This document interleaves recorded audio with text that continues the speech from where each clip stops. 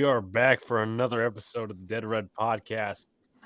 Big Blue in the Bronx and Sox, Arizona. Hope you guys are enjoying your Thursday evening.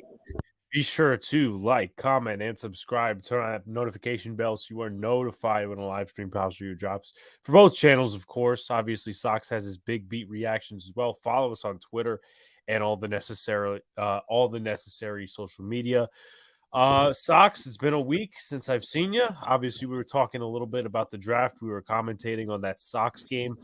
Man, what the hell's going on over there?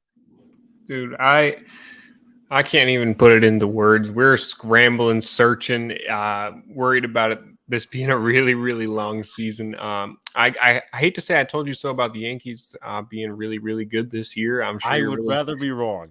You know, I hate to be right, but I am. Welcome to the guys that are here. I really do appreciate you guys being here.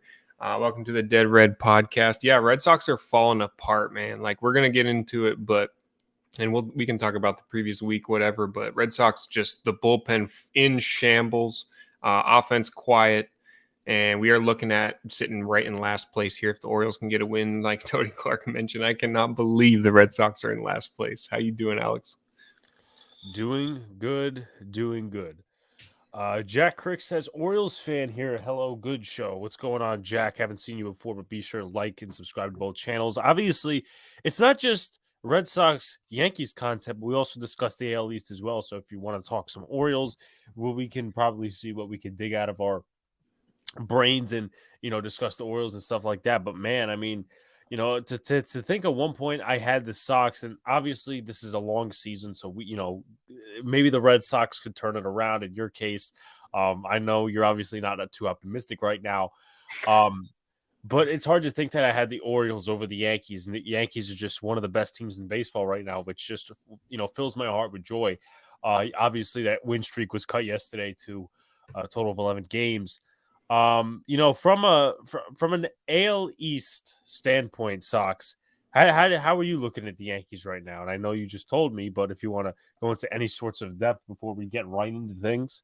Without like having time to really watch the games, like just on the outside looking in, and that's why we have perspective from both sides here. But just like not only disappointing as a Sox fan that we can't keep up with them, but just the fact that you have that hot of a win streak right out of the gates is just scary, man. Like they have such an advantage now going through the rest of the season, the rest of their games.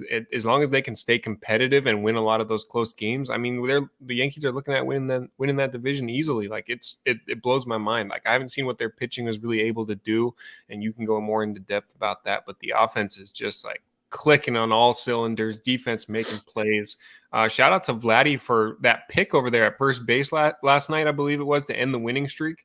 And he acted like he won the World Series. Right. I mean, and it was a nice stretch. I'm not going to lie. He got those big legs down there on the ground. He stretched out pretty nicely. But, shout out to the Yankees. They're living up to expectations, way past them. And I really don't know what to say about it. It sucks that we can't keep up. So Jack Crick says, Nestor Cortez proving how much of a stud he is. He has a bright future as a Yankee. He did struggle yesterday a little bit. Yesterday wasn't his brightest start. The offense really didn't help him. I'll be first to say it. So I mean, that's just one hiccup start. Sevy had a hiccup start, and the offense picked them up against Royals. So things are functioning. One side saves the other. Obviously, yesterday, that was the case. Tony Clark says, did everyone see that non-catch from Jackie Bradley today? Man, he sucks in the outfield. And obviously, Sox is a big proponent of Jackie Bradley Jr., so he can't be happy about that. And, and every time Beantown Breakdown comes on here, he roasts Sox about trying to stick up for this guy. I mean, are you still on that train? No, I'm still on the train. I won't be off of it forever. Look, Jackie Bradley has, I think, the 6th most hits on the Red Sox. He's got the 2nd most walks on the Red Sox. On a team that's barely hitting 280 up and down the roster besides Xander Bogaerts and Kike Hernandez. Jackie Bradley's playing pretty par with those guys. Now, I know they're playing like absolute fucking garbage. But if the rest of the team's going to play down to that standard, what's wrong with Jackie? Don't come at Jackie. The bullpen gave up what? 8 runs. Literally, the bullpen gave up all 8 runs today. We got bigger problems than Jackie Bradley. Yeah, and I forget who started today, but I'm like, damn, Because I was going to tune in the Rich game, Hill. but then what? Rich Hill was on the mound. Rich Hill was on the mound. Okay, so I'm like, okay, let me see. They're losing what? It was like 7-0 at that point. Like, okay, let's see. I'm like, dude, Tanner Houck gave all 7 runs, and I was doing some research before the show, and there was an article from a few days ago, and it just seems weird to me now. Should Tanner Houck be? No, it's not a question. It's a direct thing. Tanner Houck should be the closer for the Boston Red Sox. Yeah. Obviously, their feelings, which is I think it's a blog called Over the Monster. Obviously, their feelings had to change after today. Keep going with the comments, guys. This is how we keep the show going. Thank you for everyone tuning in. Thank you, guys. Cookus says hello. Jack Crick says, I wouldn't say the Yankees are easily taking the division. The Blue Jays exist and they have power hitters and their pitching is meh, but the Yankees are still good. Yeah, I mean, no, their hitting's definitely good. I mean, it's on and off. They have lots of power in that lineup, very right-handed dominant. But I will agree with the pitching. Like sometimes you'll get like some decent starts, and then the bullpen, which was that big comeback. I think it was 2 days ago, which was the final score was 9-1. We made them go through 3 different pitchers in 1 inning, and that just showed you how how shit can blow up really fast. Tony Clark says, I like Waka. He was a good pickup. Yeah, he has what, a 1.35 ERA. Yeah. He pitched, I think, what was it in the first game of the Angels series? I think it was 4-0. I want to say. Yeah. Yep. It was. Yep.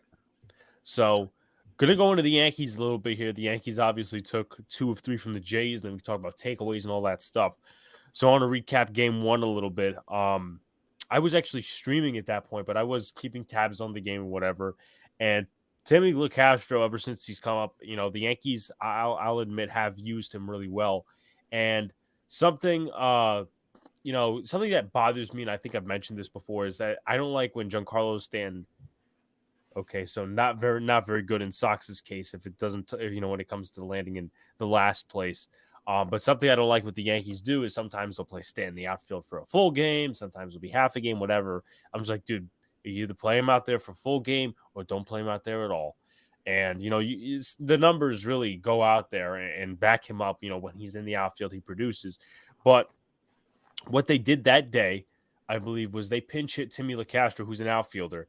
And, there was a lot of, back in the day for the Yankees, there was a lot of like speedy guys that would pinch run, steal the bases and stuff like that. And I feel like that did take a part in this winning streak, especially last year. With that being said, Timmy LeCastro still second. Gleyber Torres, we'll talk about him in a little bit on a bigger scale, I should say. Gleyber Torres had all 3 runs there for the Yankees, a 2-run homer into right field. And then at the top of the 9th, scoring Timmy LeCastro, he had a single and put aside expectations. And I don't really like the way Aaron Boone manages the bullpen. Sometimes, he could put the wrong pitcher in the wrong situation and it blows up his face.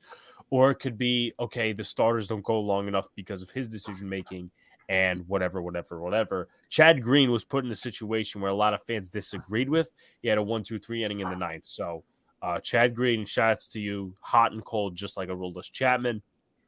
And then Monty, he delivered another good start with some questionable run support. So Monty's still getting it down. I believe he pitched, I want to say 5 innings. I actually have it down, I want to say. So he pitched a total of 5 innings, 65 pitches, and I wouldn't have taken him out. I would have gone a little bit longer with Monty. And, I will get into it a little bit. I just don't like, I don't know if it's a Sox problem right now, but for the Yankees, like one of my concerns is, okay, the bullpen's pitching a little too much and you could fry them easily by July and, the bullpen will become untrustworthy. I do want to get to a couple of comments before I let Sox respond. Jack says, but I do think the Yankees will take the division despite it being early in the year. Are Yankees fans still down on Joey Gallo? He just came off of a groin injury. Jack, you put it right there, bud. You put it right there. He is boom or bust. And he hit a home run yesterday's game. And I can nitpick because I'm a Yankees fan. I expect high standards. I'm not going to, nitpick too much. But one of the things is they brought in a lefty by the name of Tim Meza. And a lefty-lefty matchup, unless you hit so good against lefties, it's no. Like, that's a baseball no-no. And Aaron Boone wants to preach, oh, he's a baseball guy and stuff like that. And I'm not going to go too far into it because he actually stuck up for the team yesterday with that ejection. But, Joey Gallo, who's an all-or-nothing guy, Marwin Gonzalez is a switch hitter. He could play the outfield. There's different guys. And he struck out in a big situation where we needed runs. So that's where I come to question some of the things that the Yankees do. In terms of Gallo, I was great for the home run yesterday. And I feel like he had a groin injury, as I mentioned, and he was off for a couple of days. And I'm not saying I want players hurt, and I kind of clarified this on a different platform. But I feel like it was a blessing in disguise because the way the Yankees doing, whether it's this situation, that situation, players not hitting well or stuff like that, is they will improperly bench them. Like Joey Gallo, I think it was the Detroit series, and he was really in a slump. And I think either the second game or the third game, after saying that they would probably rest him, they put him out there, and he didn't do well. And, as I said, blessing in disguise because the Yankees are, knowing he's hurt, they will not touch him, and he gets to sit there. He gets to relax, just take a load off. But with that being said, Gallo is still not on my for a lack of better words, and I hate putting it this way after one game, Gallo is still on my shit list. I feel like he should be, as a player, I feel like he should be traded before the deadline or at the deadline because I don't think he fits what the Yankees do. And, to be honest, once again, with the blessing in disguise, there were no empty strikeouts. There were no empty at-bats during that winning streak, or at least the last portion of the winning streak, because Gallo was on the bench. So, obviously, Sox pointed out, Missy B, I love my Sox, but they are hard to watch lately. Yeah.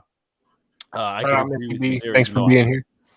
Yeah, shouts to everybody in the chat. Shouts to Missy. Sox, if you have anything to take away from that.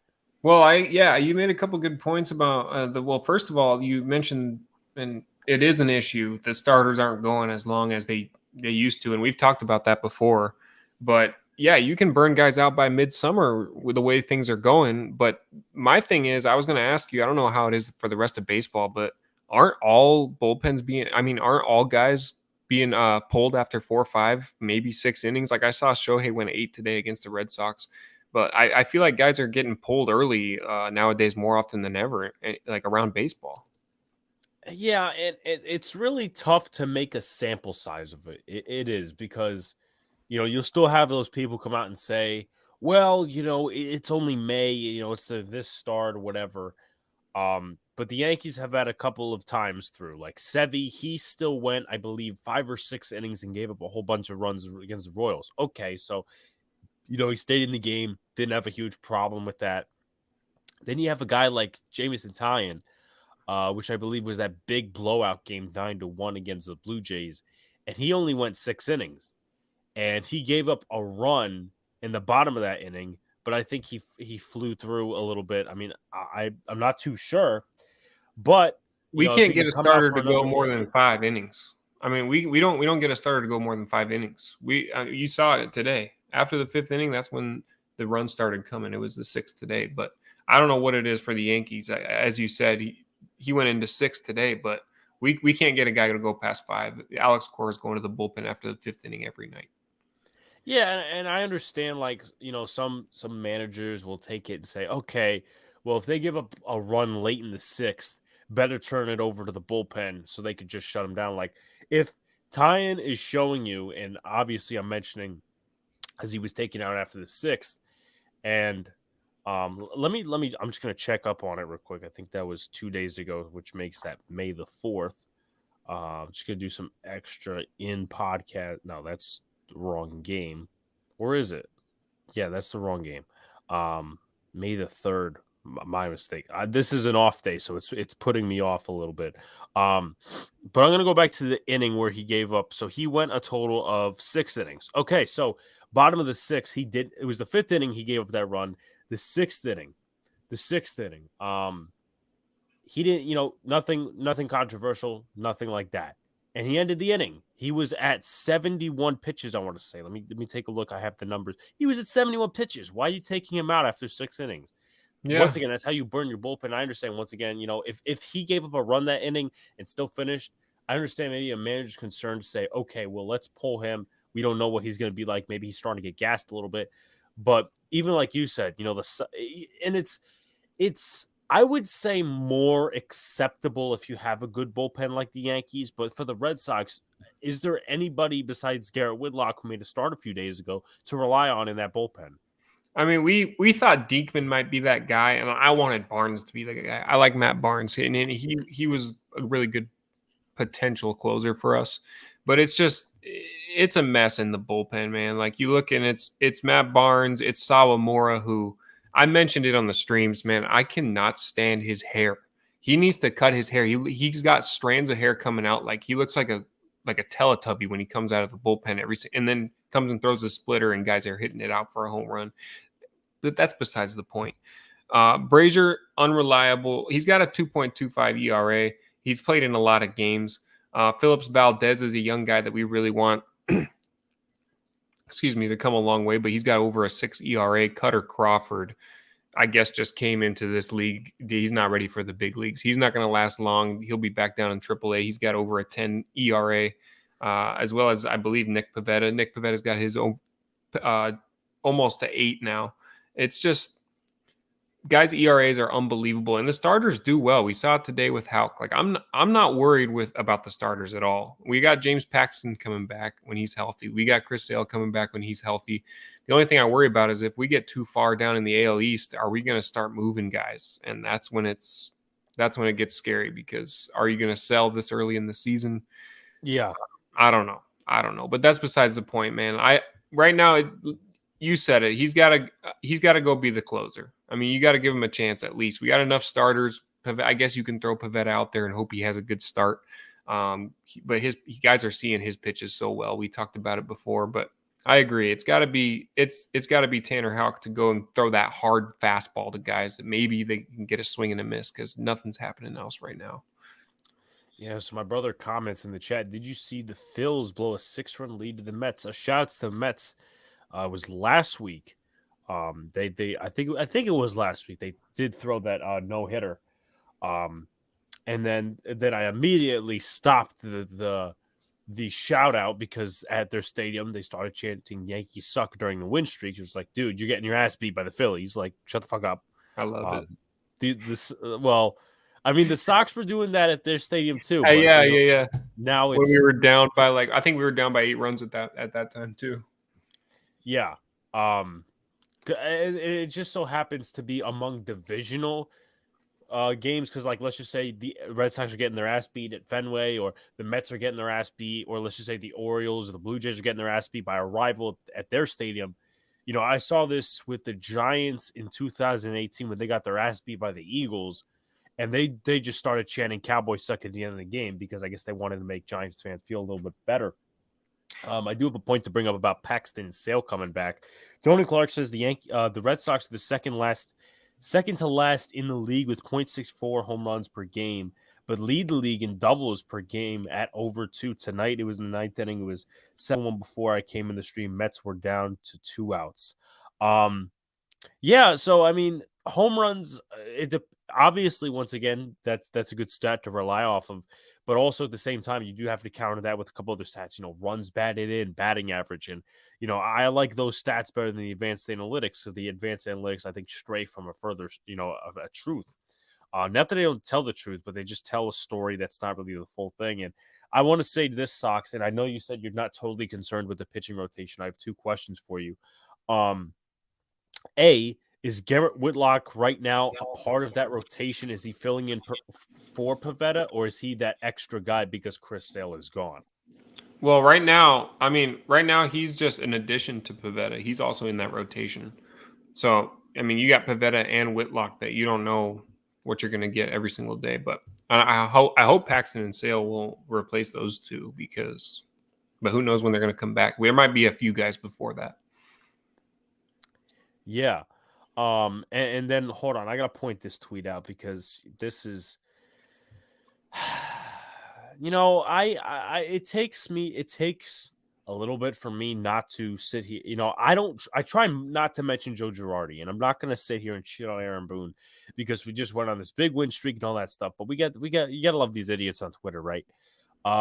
Joe Girardi would be Stump Merrill, and he was a manager in the early '90s for the Yankees, and they had a terrible record under Stump Merrill. If Hal Steinbrenner didn't want to win for his dad at all costs in 2009. First of all, that's complete bullshit. What did he say? Basically, he put it in the terms that if Hal Steinbrenner didn't buy the goods in 2009 with Mark Teixeira, AJ Burnett, CC Sabathia, and all those other guys, that basically Joe Girardi would be a nothing manager. And I can't say that because first of all, that statement's bullshit. Okay, you look at shouts to Jets mess by the way. You look at 2014, you look at 2013.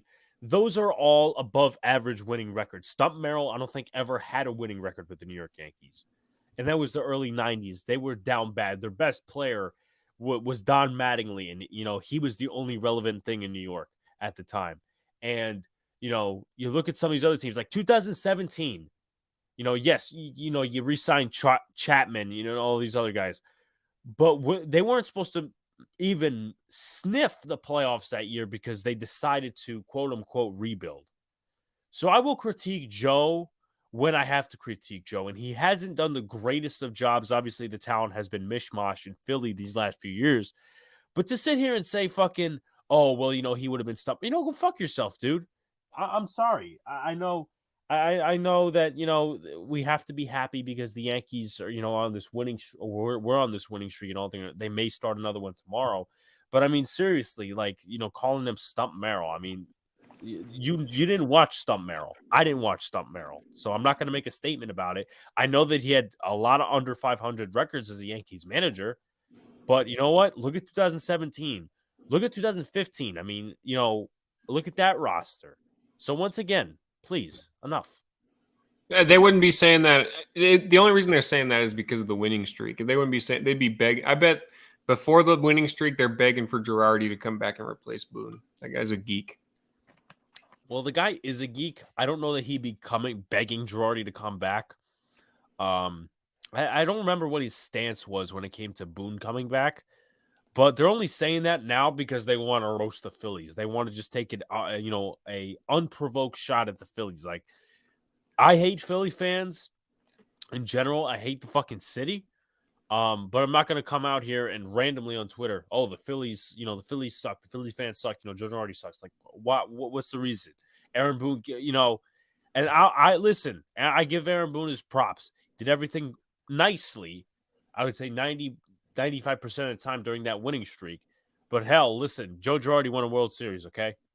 Aaron Boone has not won a World Series yet. So let's pump the fucking brakes. I don't understand, man.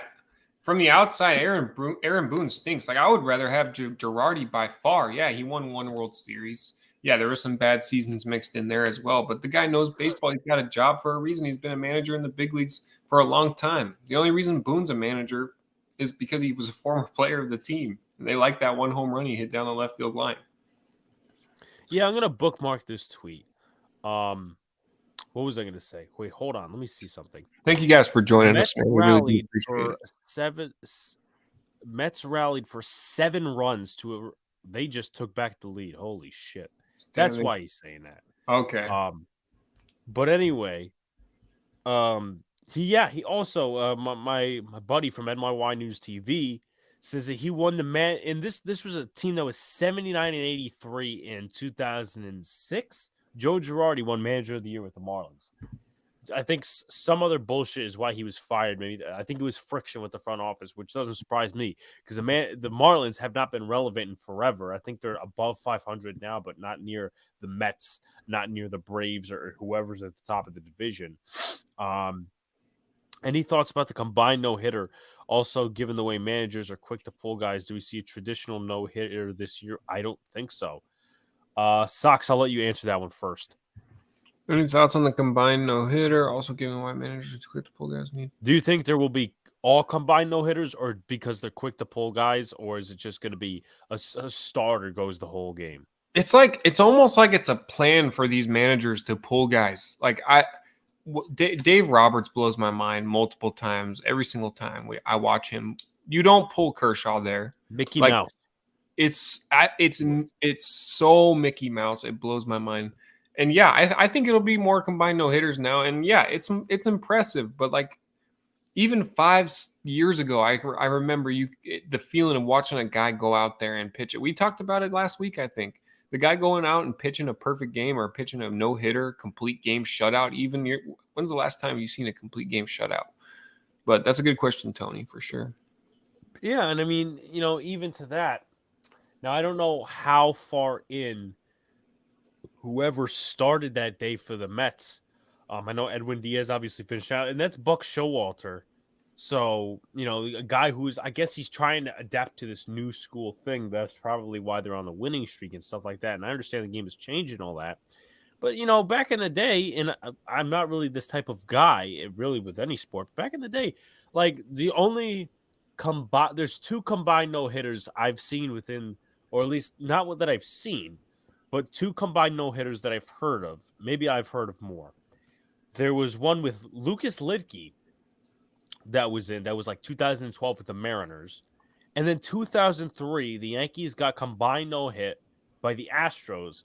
There was a couple other guys in that bullpen. Brad Lidge, I believe his name was, former closer of the Phillies. Roy Oswalt. There was a couple of guys in there. So you really didn't hear of things like the combined no-hitter back in the day.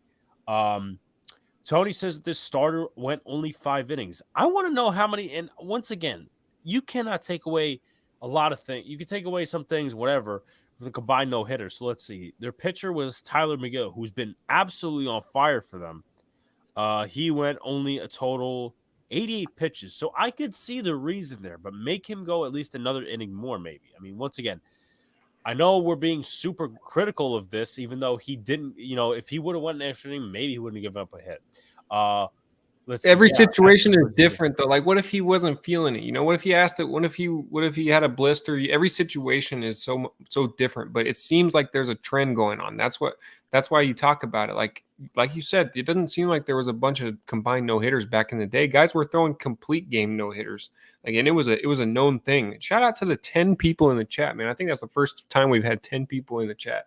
Yeah, be sure to ask questions, do all the good stuff, like, comment, subscribe. We interact with all you guys. We no matter how high or how low we get, we always like to interact with the fans. Obviously, Tony's a loyal one. Shouts to Jeffrey. I don't know if I shouted him out earlier.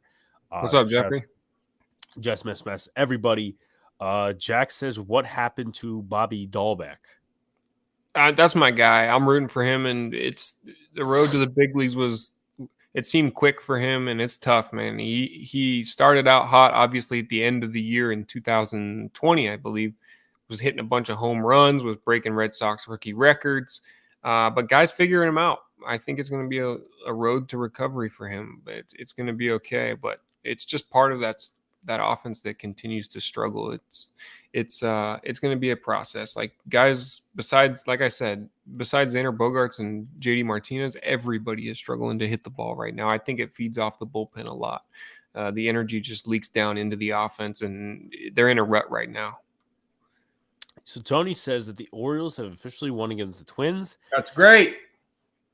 And Sox is going to have a meltdown because the Sox are now in last place. Okay, look, this is what they got to do. We cannot sell this year. We got to try to stay competitive. I mean, this is what's going to happen, okay? The Sox are going to make a trade, and we're going to go get a big bullpen arm. Like, we have to. They're going to deal, and I hope it's not Sale. I hope it's a big trade, though. I mean, I hope they deal somebody. But my concern is Xander Bogaerts making his money next year. Like, if it continues to be like this, he's going to want to leave, and it's already rumored that he does. Like, I'm really worried that this is all going to fall apart. We're going to get one World Series out of this. Jack says also, what's up? First time watching the stream, and it's been a good one. Hey, listen, man, we do this for you guys. We're happy that you guys enjoy it. Also, besides liking, commenting, subscribing, you guys can also share this out. Share it out to your friends. If they're AL East fans, if they're baseball fans, we're willing to talk. Now, here's one concern I have that you brought it up, and it reminds me of something the Yankees tried doing last year. And it didn't work, but at the same time, there was a lot of different things compacted in that, so it's not necessarily the same situation. You said, okay, James Paxton He's going to come back in what, July? Is that am I in the That's the time range? goal. Yes. Okay, so he's going to come back in July. Chris Sale, he's going to come back in. Hopefully next month. Okay, hopefully next month. But let's just say, well, you can say next month, whatever.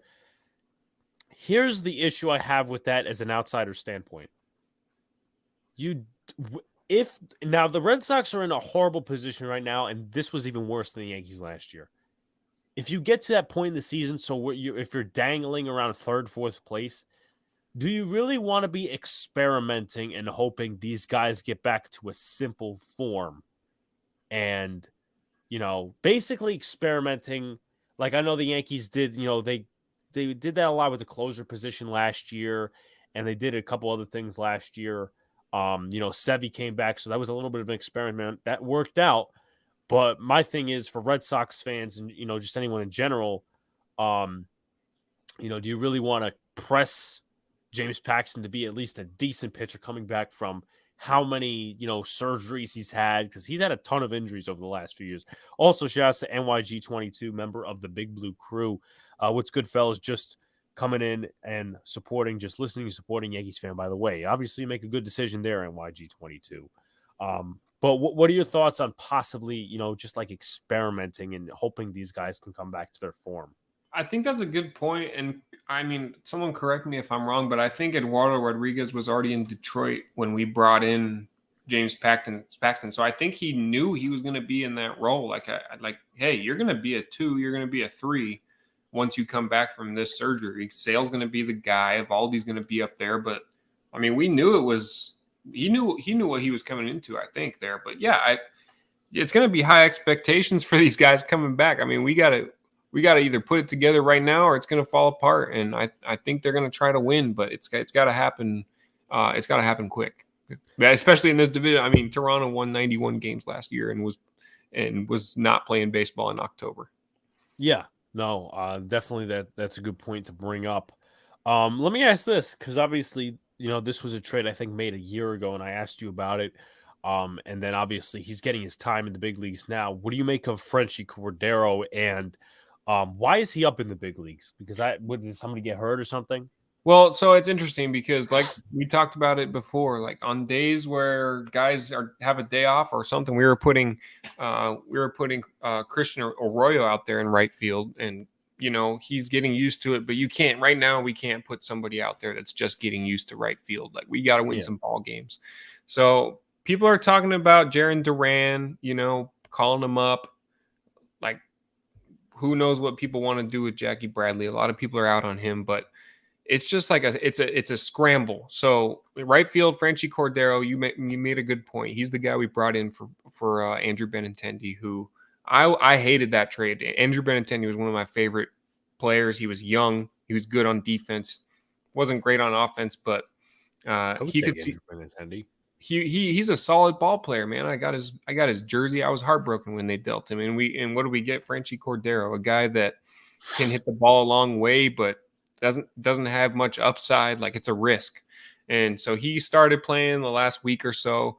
He hasn't done much. I think he has a couple RBIs on sacrifice flies, but he's good defensively, and that's what the Red Sox are struggling with out there when we have Xander take a break and we got to shift everything around on the infield.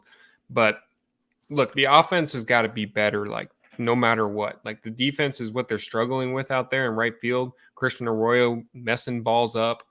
I don't care who plays out there. Somebody's got to hit the baseball. Like, you got Jackie, Christian Arroyo, and Frenchie Cordero out there experimenting in right field, and none of them can hit the ball. Jarren Duran was playing well when we brought him up late in the season. Like, bring him out here, put him in right field, and have him run the bases. The guy's so fast, he's athletic. I don't know what they're gonna do. I don't know why Frenchie's even playing, honestly. I think they're trying to prove that, like, hey, we brought in somebody for Andrew Benintendi, and they're still gonna be in the big leagues. No, the guy stinks. I'm sorry. We lost that trade, and Benintendi started the season really well. So it's tough. That's really tough. I got a question for you, but I do want to get to some awesome comments. Tony says, with the White Sox not playing well, I think it is a good time for the Red Sox to make a statement this weekend. You face the White Sox this weekend. Is that what? Okay. Upcoming series, yeah. Yeah, we face the Rangers this weekend, looking for at least a sweep, maybe 2 out of 3. But I want a sweep. They're one of the worst teams in the American League, surprisingly. And I don't know which one of us. I don't have my predictions with me right now, but I think one of us predicted them at least trying to go to the playoffs. I Um, remember saying that they were like, hey, if their offense, they try to make some moves, and if they want, Marcus Semien sucks this year. I mean, he is hitting like 140 or something like that. he'll He probably is. turn it around. But yeah, like I said, like they try to make those moves. Whether I mean he's not playing well, but shout out to the Rangers for at least trying. It felt like for so long they just were not competitive at all.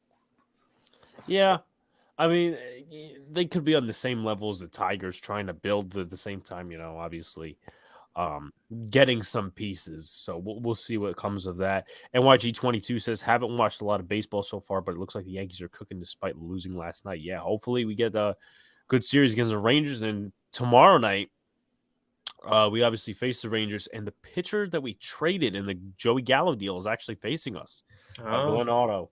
So it's gonna be an interesting. And he started off well this year. I think he's got a sub 2 ERA with a 2-0 record. So that's going to be interesting. But the Sox right now, if we're looking at very, very advanced wild card standings, the Blue Jays and the Rays top that. Um, and then actually, if you want a fun fact, after the Astros, which is the third team in the wild card, it's all downhill, all under 500 records. The Red Sox are the third worst team in the American League. Um, but nobody has started off like the Cincinnati Reds, and I wish I had a Reds fan on me. What's their fucking 3-22? I mean, they traded Sonny Gray.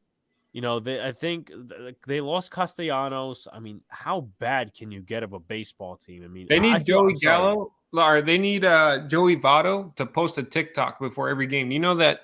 Do you know that before every single game that Joey Votto posts a TikTok, they win. They have lost every other game. And yeah, he's on the IL. But look, if that's what it takes to get a win, post some TikToks for the game, Joey. I don't care if you're on the IL. Get on the Do it TikTok. with your if it's in if your injuries in the legs, do it with your hands. If it's in your hands or your hopper body, then do it with um. But like, look at the roster. I mean, Mike Moustakas, and I'm just naming off names here. Tommy Pham. Uh, not many good names. Not many good names that like would be recognizable. I mean, Moustakas hitting 241. He's been around a long time. Brandon Drury, former Yankee, hitting 231. Uh, Colin Moran, the former Pirate, he's hitting 190. I mean, I don't know what the fuck's going on with that team. I mean, Oh, they I want stink. stinker is an understatement. I want to see how Luis Castillo's doing, but obviously for some reason, I think he might be on the IL. No, I'm not signing up for tickets today. That's just not. Yeah, Luis Castillo's on the IL, so that has to be a contributing factor, of course. And Of now course. let me ask you this: obviously, we are, I don't know, 3 months away from the trade deadline. Besides a relief pitcher, which is very much on the table for the Red Sox, and maybe you get not just one but two, what are your other positions? Like, would you, if you were the Red Sox GM, would you pursue a right fielder? Would you pursue any other position? If anything, I'm looking for a first baseman, but like I said, this offense is fine. Like we got on paper one of the best lineups in baseball, and they're gonna turn it around. They're gonna play better, but I'm locked in on getting one or two relievers. And that's even if they want to win, man. Like there's a lot of Red Sox fans saying, "Hey, let's just let's just sell it out this year and try to win next year," which I'm not gonna say I'm on that train right now, but if it continues, like if we're gonna find ourselves in the bottom of the division, I'm okay with it, man. Like Xander wants to leave. We've talked about it. I want him to stay so bad, but he might go And that get would paid. prop up Jeter Downs to take his spot. Prop up the young guy that we got in the trade. And Would you so I don't trade know. Devers though? I wouldn't, but it looks like he's really like people that really want a third baseman that's young and athletic and can hit the ball a long way. He looks like a perfect candidate, but we don't have a third baseman. It just doesn't make sense. But it looks like Xander's on his way out, and if it's a losing season, I guarantee you he's gone, and that just breaks my heart, to be honest. Or what you could do is trade him at the deadline and re-sign him. Hey, Maybe they'll do some crazy stuff like that. But besides the double reliever, which you mentioned, hopefully we can get 2 good ones. But other than that, it would be the first baseman for me. We'd have to deal Dahlbeck, which would also suck for me. He's one of my favorite players. But I don't think they're going to move around. Like, we got so much star power on offense. Just relax, Sox fans, for real, for 1 second. And just let's go get ourselves a pitcher. It's not that hard. You sound like the optimist and the voice of reason among that fan base. Like, I don't know how they're reacting, but it seems like it's all panic. It seems like the Titanic has crashed. They want to burn down Fenway Park. Well, I mean, I don't know. But in Game 2, which was one of the biggest games for the Yankees took advantage of Blue Jay errors, and I don't know if you saw, Sox, but this is just cordial umpiring, if that's the right word to use. Marwin Gonzalez was in a rundown, and Vlad Guerrero literally tagged him. The Blue Jays didn't have any challenges, and the home plate umpire called him safe in that rundown. From then on, there was just a bunch of hits. And I mentioned, because I think Jack brought it up earlier, that the Blue Jays pitching is not very good, at least in the bullpen. And 3 pitchers were used that inning: Adam Simber, Julian Merriweather, and Trent Thornton. In that inning, Marwin Gonzalez double, IKF single, the rundown, which was counted towards a Jose Trevino fielder's choice, Hicks single, Judge double. And they did struggle off Manoah, who is a pretty sick pitcher. I mean, the Yankee fans love to make fun of him because he's pretty fat. They call him McDonald's Manoah and all this other shit. But yeah, they hit it off against the Blue Jays pen. Disgusting, man. And they hit it up off against the Blue Jays pen. And then Game 3, we'll get into a little bit. Nestor's location, I mean, it was off. I think he had, and if I'm not mistaken, I have the numbers once again here. Nestor Cortez, 83 pitches through 4 innings. That's very high. That's where you could actually go out and say, okay, we got to take this guy out. The Yankees offense could not score, so it looked like for 2 seconds there that they were going back to their old ways of, not scoring with runners in scoring position, not hitting with runners in scoring position. 0 for 8, which is probably one of their worst performances on the season. Gallo homers in his first plate appearance back, but as I mentioned earlier, I feel like Aaron Boone should have pinch hitted Gallo in that one situation where he was facing Tim Meza, and they struck out Gallo, which honestly is no surprise. Aaron Hicks also, he popped out, I think, with runners in scoring position, or he just swung through a fastball. I forget which, but he has to do better with runners in scoring position. And you've probably seen this on social media, Sox, that ejection that happened last night with Marty Foster. I mean, it's unbelievable. And I said this on Twitter, just a reminder that the MLB Umpires Association holds the MLB's balls. I mean, this guy has, he was, if you look at the argument, and obviously, Aaron Boone's jaw, and he's going at him, and the umpire's like getting in his face too. Like he wants the argument, like he wants to prove him right. Like, I don't understand, the pitch that was called, first of all, he had a called strike that was inside. Then the next pitch was under his knees, like it was lower than his knees, and then he gets tossed. And let me say something, because there are a lot of umpires who will make stupid calls, but they'll make up for it or whatever. I don't know if you've seen this one, but this is the funniest one. Well, I guess funny because it happened to the Rays, but this was 9 years ago. This was 9 years ago. Rockies Rangers. And this is one of the calls that the umpire made at the time. He's still in the league now as he ejected Aaron Boone yesterday. Take a look. The 3-2 pitch. Outside ball 4. Call strike 3. Call strike 3. I didn't think that Marty Foster was going to ring it up. And he did, much to the chagrin of Ben Zobrist, who is on his way to first. How do you explain that? That is fucking ridiculous. That was 9 years ago? That was 9 years ago. Joe Nathan was still pitching at the time. He said when he comes off the mound, he's like, wow. You could read it. Like, nobody expect that. Like, you can't, like, sometimes, and I know you remember this. 2016, Ron Kolpa was behind the plate, who was actually part of this umpiring crew. Andrew Miller was on the mound against David Ortiz. And I had a Red Sox coach at the time argue with me over it. And I was a Homer Yankees fan, so, I played along with it. And it was 3-1. The bases were loaded. And Andrew Miller threw a slider, and Brian McCann got crossed up. So instead of catching it right over the plate, he got crossed up right into like the outside part of the plate, just very, very down. Copa calls a strike. John Farrell gets ejected. Then the next pitch is so low, it's not even possible. Like, they were questioning, is it on the swing? Is it not on the swing? Pitch was so low. Ortiz is tossed. So, okay, maybe if, the catcher gets crossed up, but that's just a routine ball. I mean, how fast could you actually want to get out of the stadium? And this guy is still umpiring today, which, we talk about Angel Hernandez. He ejected Kyle Schwarber a few days ago for a horrific call. Both sides were getting, I wouldn't say bullied, but they just horrible calling by Angel Hernandez. There was another one the other day that really got me. So you had that, you had, Schwarber. Fuck, man, I'm Madison forgetting. Bumgarner, the guy. Madison, but thank you for reminding me. I don't know what happened. Like, it was, he was staring at him, and he, like, that umpire's still in the league. He's made a shit ton of bad calls.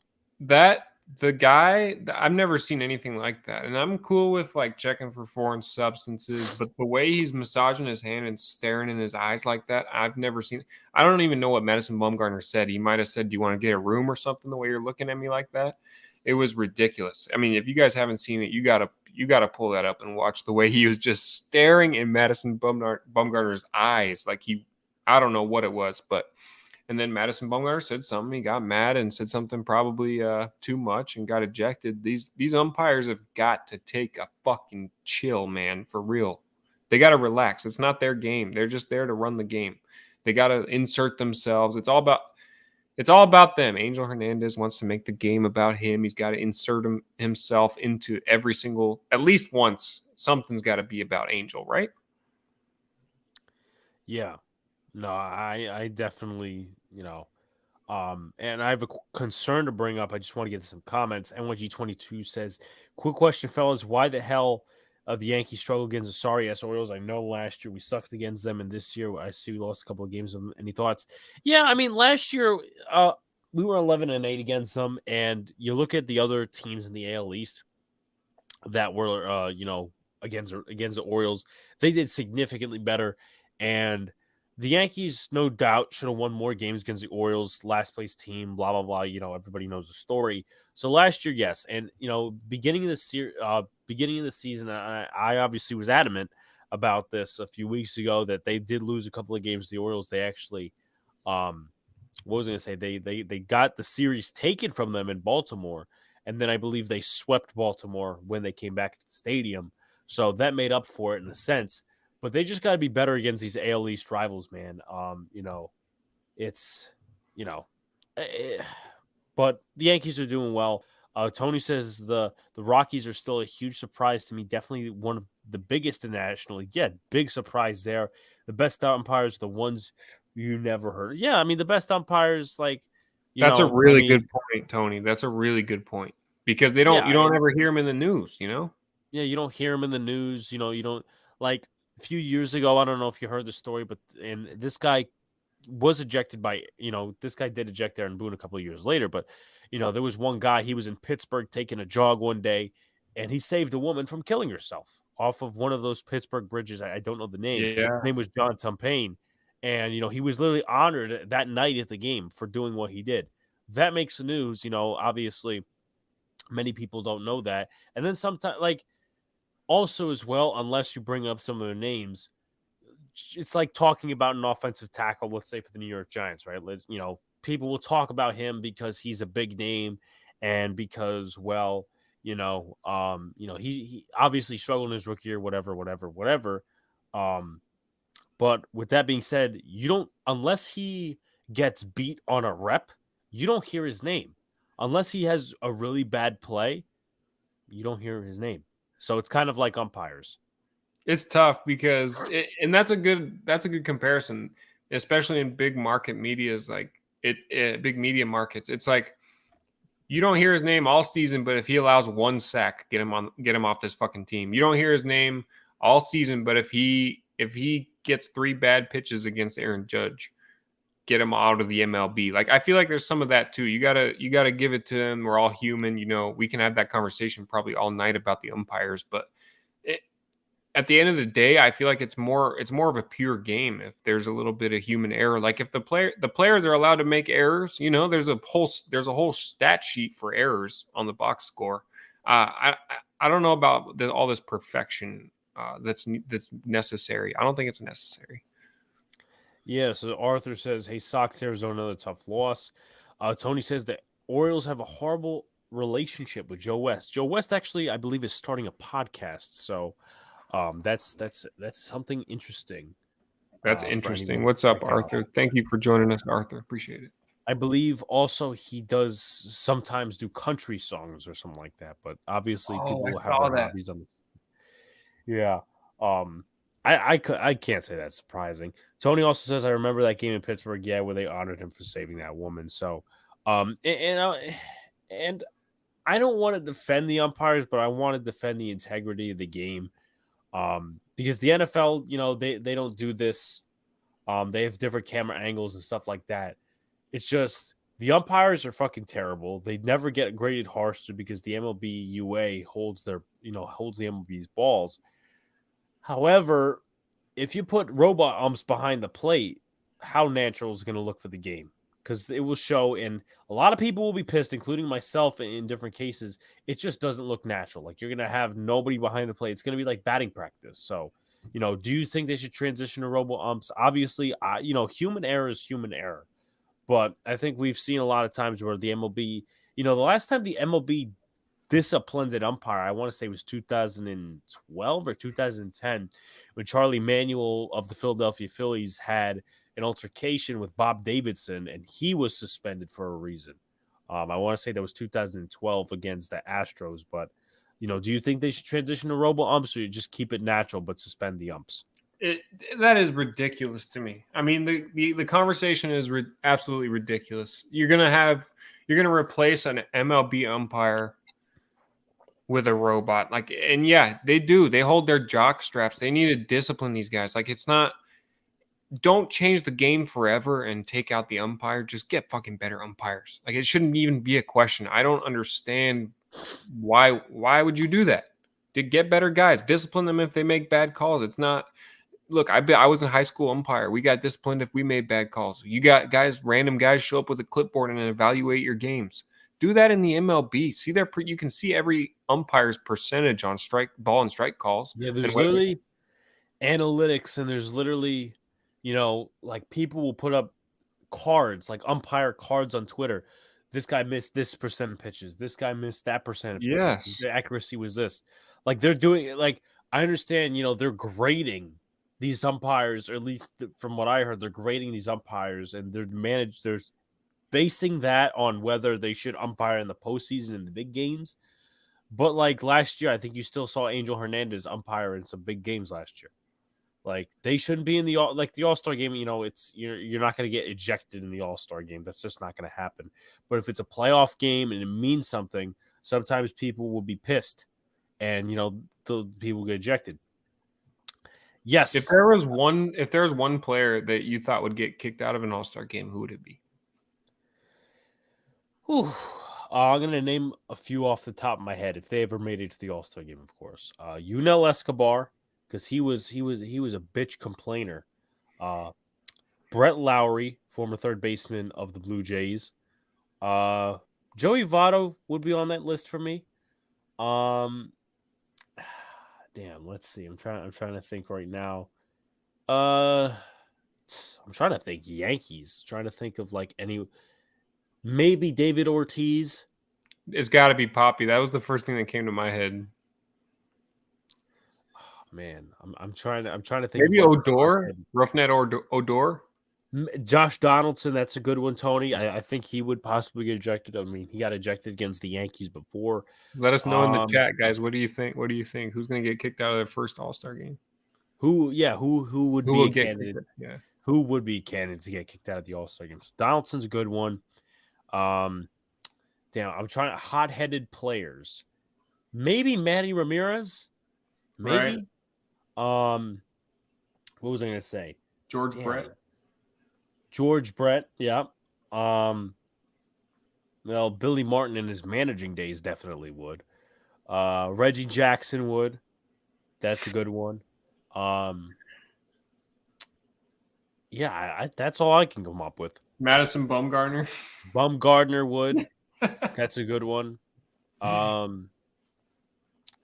I can't think of any. That was a good question. That was a good question. I mean, we can actually think of it. Machado. That's a Bryce Harper.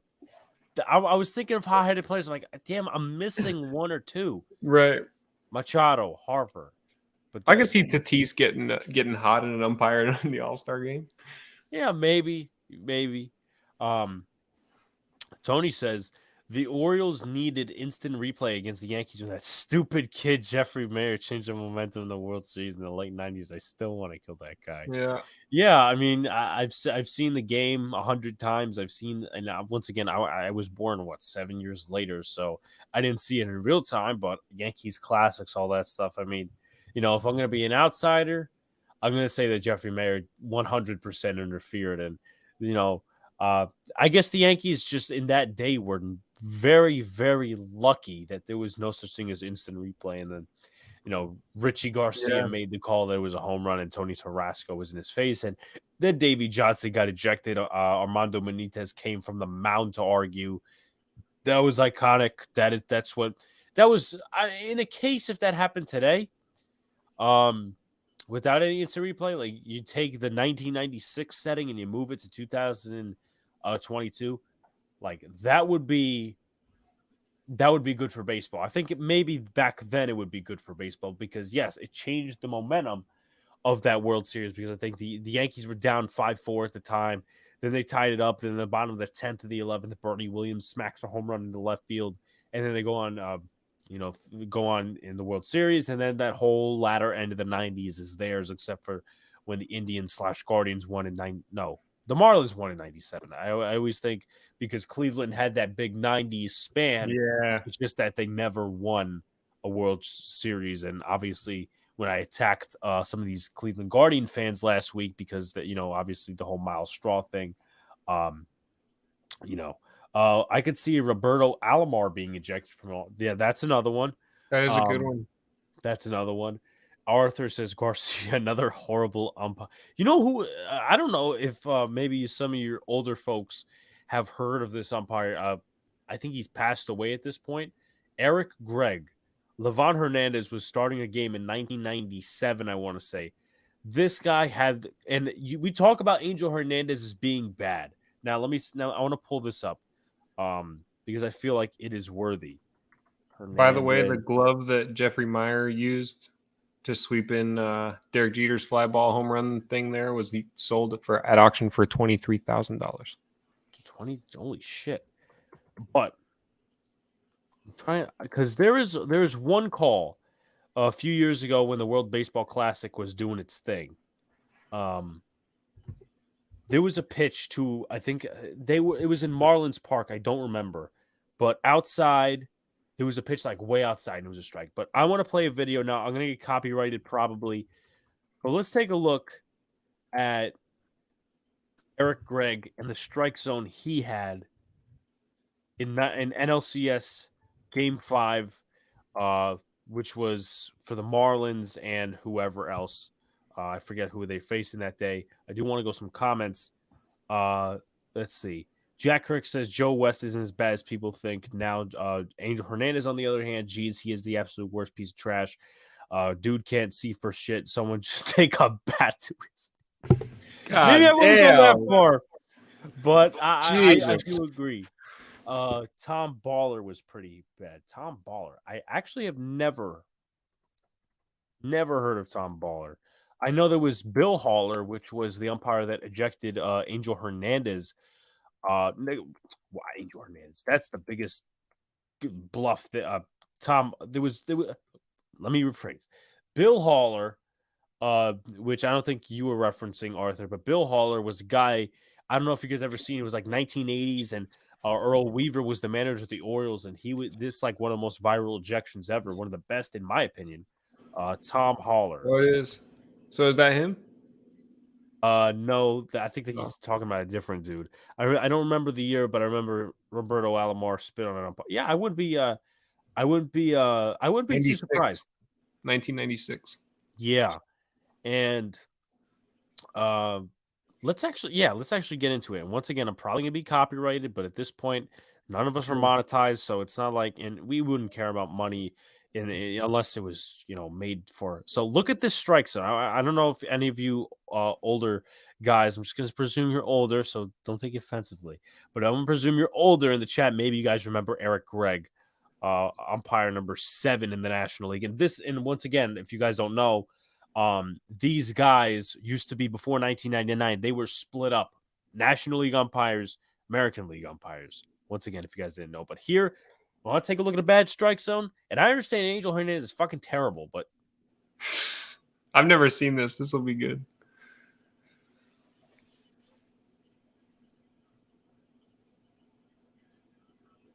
Okay, that's a strike.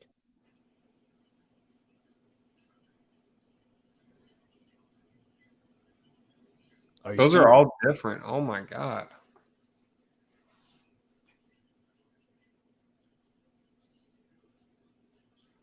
Now, I have a comment about this because I'm pretty sure the MLB actually disciplined him. This is in one game, guys. So let me say this. I think I'm 47. Damn it. LOL. You're all good, Tony. You're all good. If I'm not mistaken, after this game, Eric Gregg was not allowed to do another playoff game. Good. He shouldn't. Angel Hernandez should never get one either. Apparently, his work in the game was voted by Baseball America as the 3rd worst umpire performance of the 1975-2000s era. And he continued umpiring 98, 99 before a resignation in 99 because it was a part of the labor action was the AL-NL merger. And he was not selected, once again, as I said, for postseason duties. So, wanted to go home for dinner. That one's bad. Like that, I was thinking the same thing, Arthur. Like, and I've been there. Like I said, I was a high school umpire. I've done a lot of games. I've done hundreds and hundreds of games, probably. Sometimes you do want to get home for dinner, but look, the most important thing is, as an umpire, you have to. The guys on the field, the coaches, the people in the stands, at that time in their life, especially in the big leagues, in the MLB, at that time in their life, that game is the most important thing to them, and you got to treat it the same exact way. And it looks like he wanted to go home. There's no way you're that bad. There's no way he's actually calling those strikes. He wanted to go home. Someone had to have been in his pockets. Yeah. Or that. I mean, that too.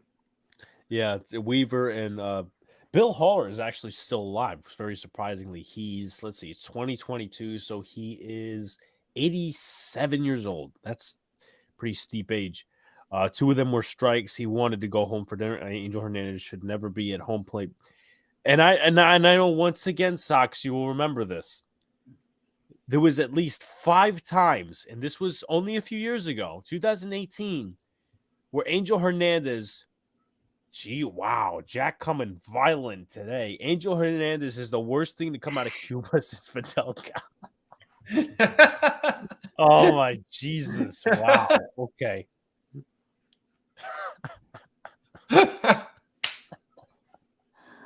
Oh my God. Okay. Oh man. Oh my God. I gotta pin that for another time. That's hilarious. I would have never come up with something like that. But I don't know. You probably remember, once again, this was 2018 postseason. Angel Hernandez was the first base umpire, and they had to go to replay like 5 different times because he could not get the call right. He's out. Oh no, he's actually safe. Oh, he's safe. No, he's actually out.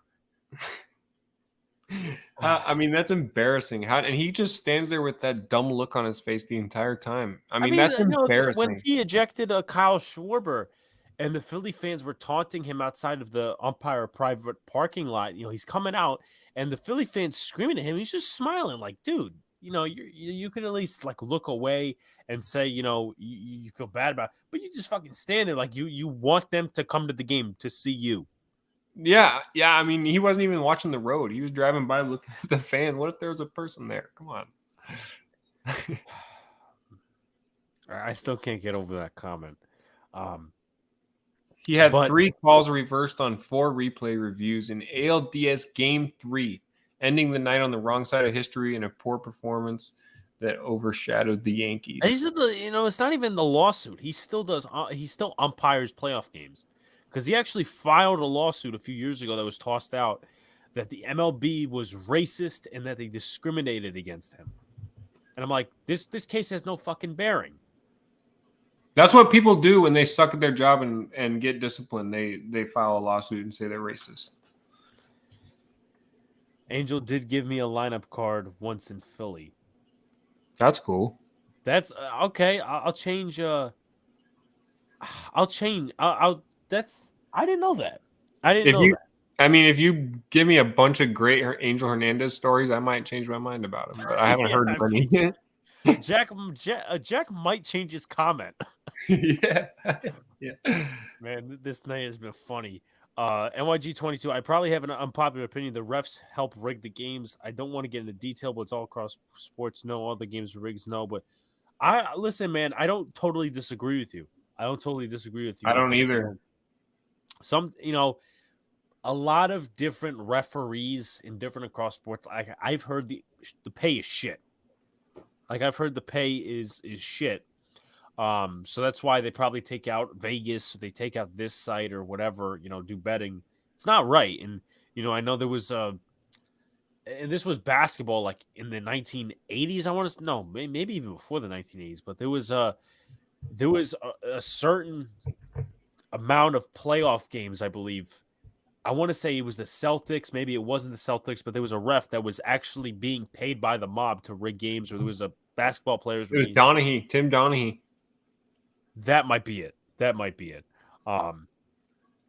So yeah, you are onto something, NYG22. It's just, definitely, it still goes on. You act like Tim Donahue's the only one that's ever got. I mean, he's the only one that's got caught doing it big time. But look, for the most part, and that's why I like baseball so much, because whether you want to rig it or not, you got to throw the ball down the middle of the plate, and the guy's got to hit it with that stick. You know what I mean? It's hard to at the end of the day, it's hard to push that thing around. But in football, it's obvious, man.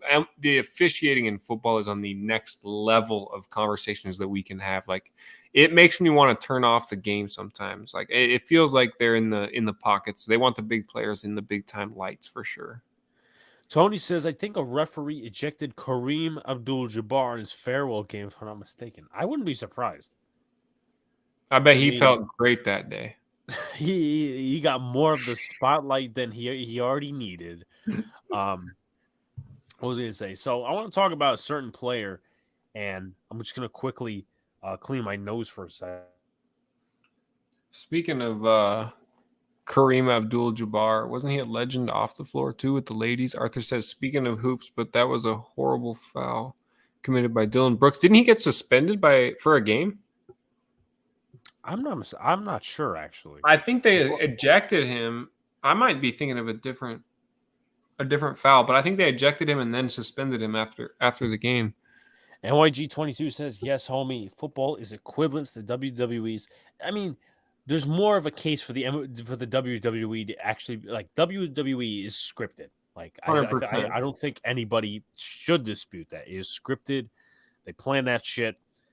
Football, I mean, I don't think it's scripted, but I think, the referees do have Vegas in their pockets. You know how easy it is in football? A pass interference can change a game. One big pass interference, you can throw a flag on anytime anyone tells you to. If you just touch the jersey, like you grasp it like once, it's technically a foul, right? That's technically holding. And it's funny to me because I saw this last year or the year before that, and somebody was commenting on it, like it was either a guy at Fox Sports or something like that, and GP2 done for the season. But there was something that I think it was Dean Blandino of Fox was bringing up. you were talking about pass interference penalties and stuff like that in the NFL. He said that the NFL actually drew back a little bit on offensive holding because it was slowing down the game. So, you can actually get away with holding in the NFL. Like if you grab the shoulder pad or whatever it is. I've never played football professionally, so I can't really say. I know people have, but you can literally get away with offensive holding, but defense, if it's literally this one time, and if it's a big playoff game as well, like, for example, we were talking about Angel Hernandez. He was, he still does those games, right? He still does those playoff games. Bill Vinovich and his crew still did games after that New Orleans Saints Los Angeles Rams game with the pass interference. I think he did one. I think he actually did the Super Bowl this past year. So I don't know, man. I don't get it. Like New New Orleans got screwed a couple times, didn't they? Like 2 years in a row, New Orleans got screwed out of the playoffs. There was that the pass interference. It was the tight end from Minnesota, Kyle Rudolph. Yes, yes. He pushed off in the back of the Saints player. Yes. And I think it was at the time, like I think that was overtime, so you couldn't even challenge it. You might be right. Yeah, and we're like, man, Saints get screwed again. That's ball game. Yeah, and hopefully those years they turned it into an excuse, but obviously we'll see what they come up this year. Football is scripted, but it's only in the big games. Jags versus Dolphins scripted. That was an unbelievable win for the Jaguars this past year. But I do want to talk about a certain player who, I aired out a lot of different people on Wednesday. Well, it's Wednesday-ish because I was watching the Ranger game. Then I was recording another podcast with my brother and stuff like that. And it was going into Wednesday, but it was set out on Wednesday, 4 p.m. Twin Bill podcast of NYY News TV, truly. I don't know if I brought it to your attention, Sox, earlier in the season. But we were talking about the Aaron Judge extension. And we were talking about, well, he's betting on himself, all this other stuff. He's really turned it on as of late. I want to pull up some stats real quick. So Aaron Judge in the last 7 games. Now, he did strike out 3 times yesterday. Some will be attributed to this horrible umpiring. And I'm not going to say umpiring is an excuse, but at the same time, you have to take it into account. In his last 7 games, 30 ABs, 10 hits, 7 runs, 5 home runs, 13 RBIs, 14 strikeouts, 1 walk, 1 stolen base, 333 average, 355 on base percentage, 867 slugging. You look at the last 15 games, 60 at-bats, total of 12 runs, 18 hits, 8 home runs, 18 RBIs, 5 walks, 23 strikeouts, 1 stolen base, 300 batting average, 354 on base percentage with a 750 slugging. And, all these people were coming out here, opening day, I was even told at the stadium, when I was there on opening day, the guy behind me, and when Judge was introduced, I said, give Judge his fucking money.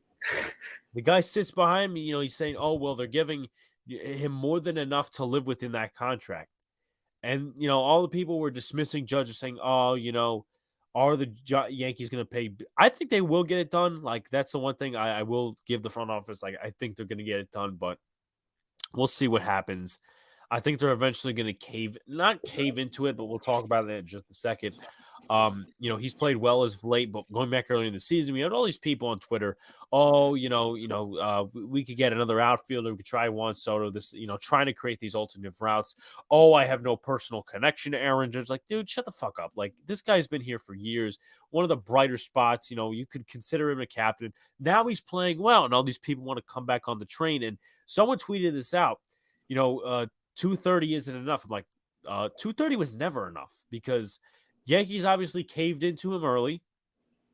And with that being said, now he bet on himself and he's winning right now. He's getting the jackpot to possibly be, one of the best career seasons for Aaron Judge.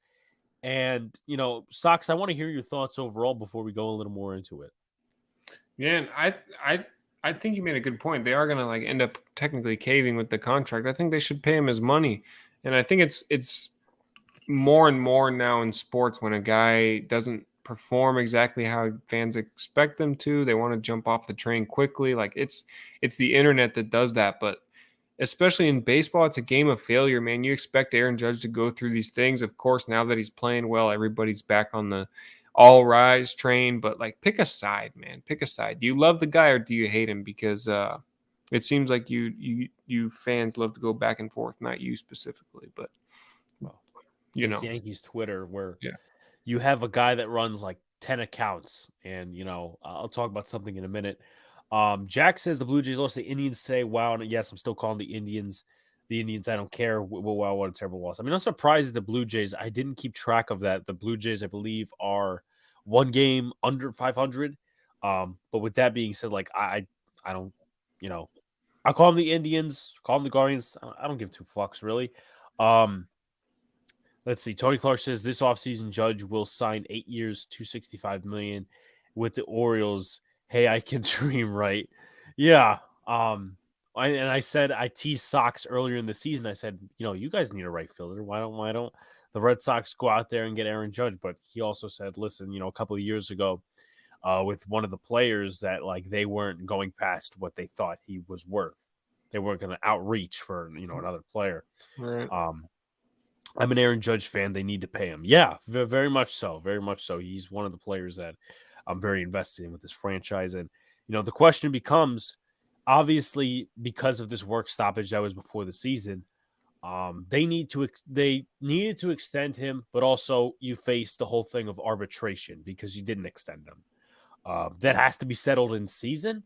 And I would really like to see, and it's not necessarily the greatest thing in the world, but I would really like to see what happens, because if they still, based off of this, think that he shouldn't be paid $21 million at least, and they still think the 17, and they give their reasons in court, and they negotiate in bad faith by saying, okay, well, you know what, Judge didn't do this last year, and fuck what he's doing this year, he's still 17.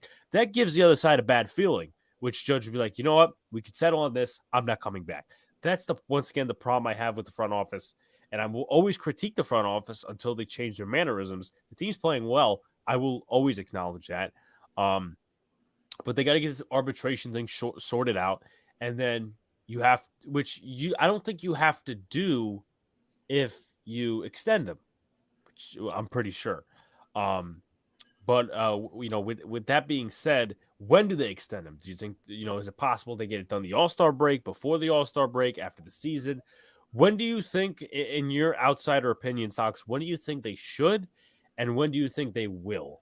Two different things. I don't think you want to drag it out, especially like if you find yourself in a good position.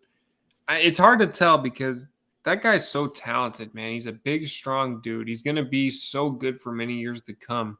It would be, to answer your question simply, like it'd be ridiculous for the Yankees to let that guy get out of town. It really would, and he would go and ball somewhere else for a lot of money, and he'd make his due. But I think they got to pay him right away. I am so surprised they haven't done it already, especially looking in from the outside. Yeah, we were making predictions the other day of when they should extend them and all this other stuff. And it's interesting because the Yankees sometimes will sign players to extensions when their stock is low, like when they're struggling.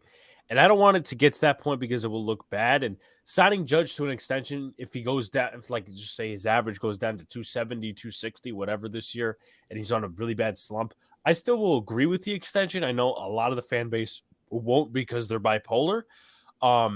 With that being said, but I would like it to look so much better when he's on this high point, when he's right in this hot streak, rather than, okay, the stock is low, it's down, sign him.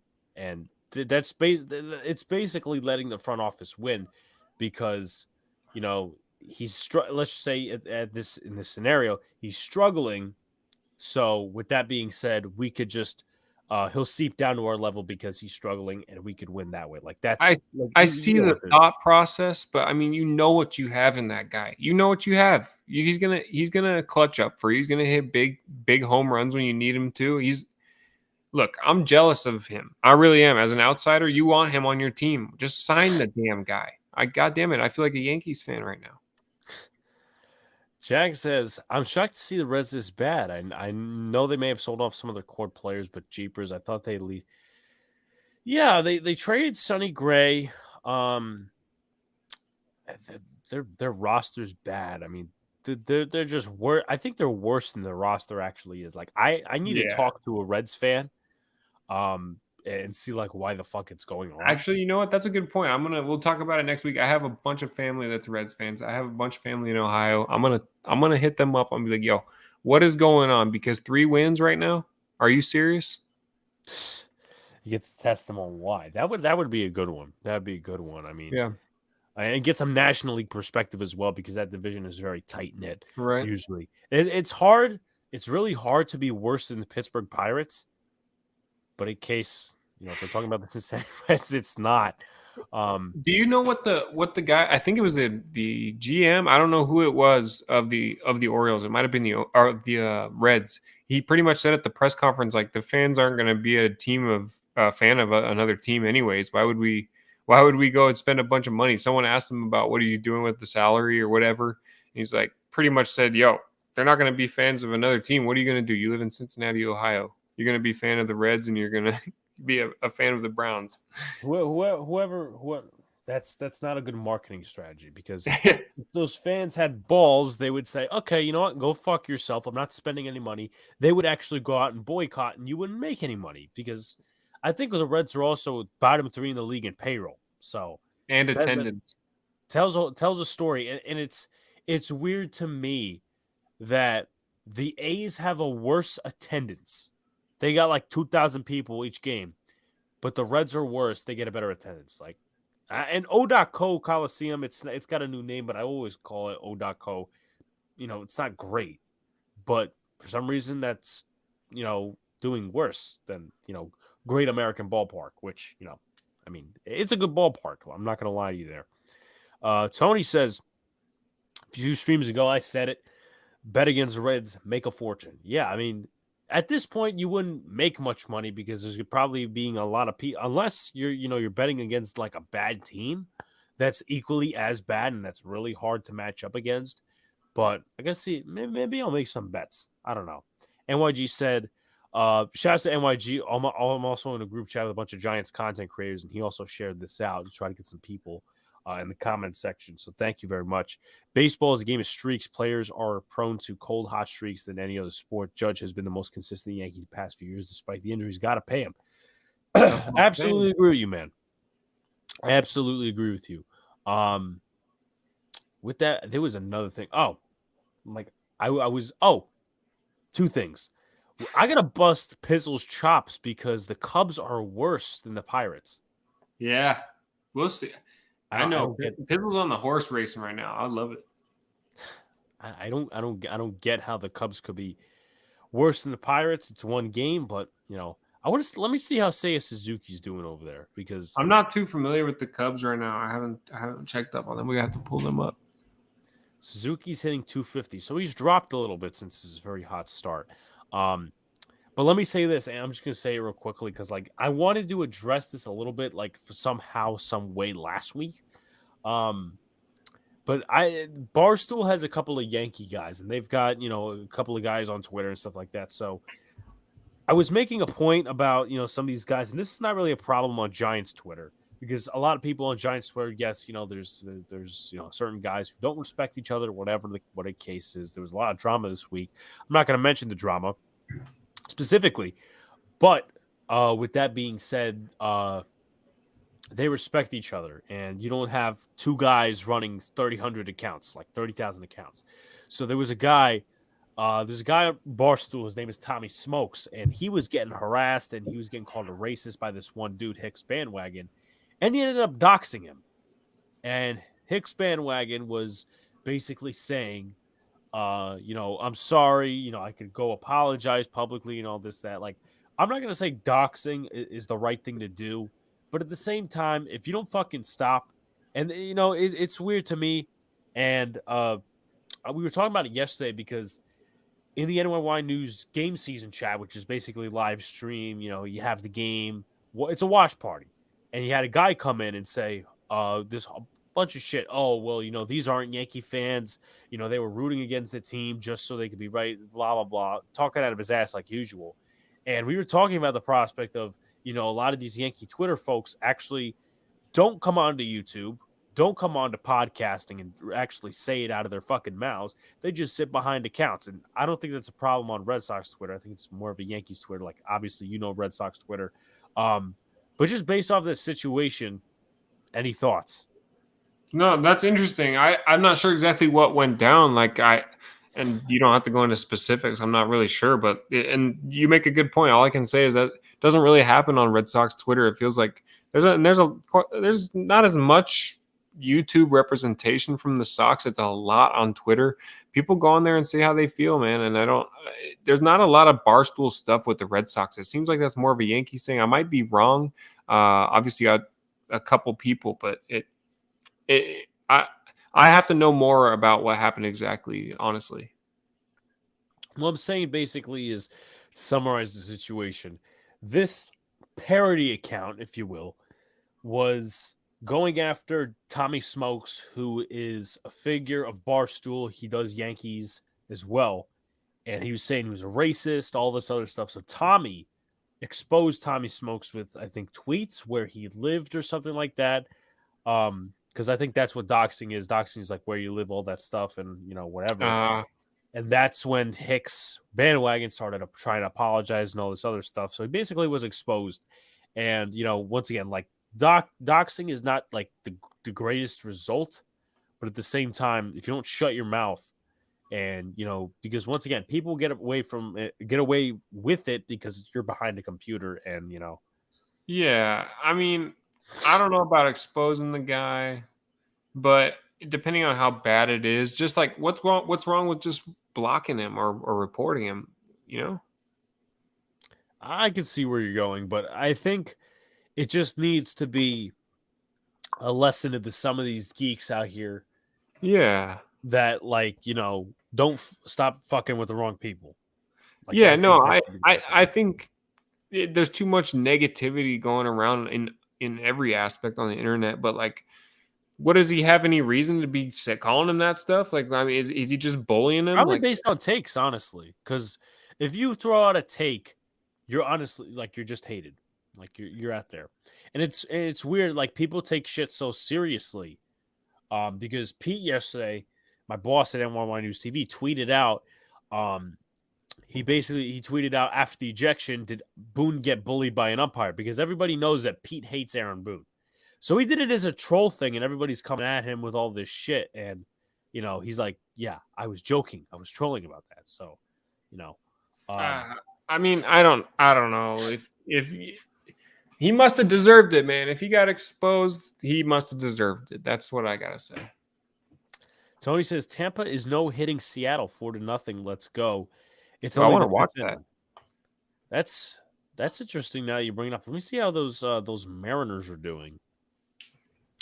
Mariners right now are 12-13, so not necessarily ideal, but they're just hanging in there. Better than the Red Sox.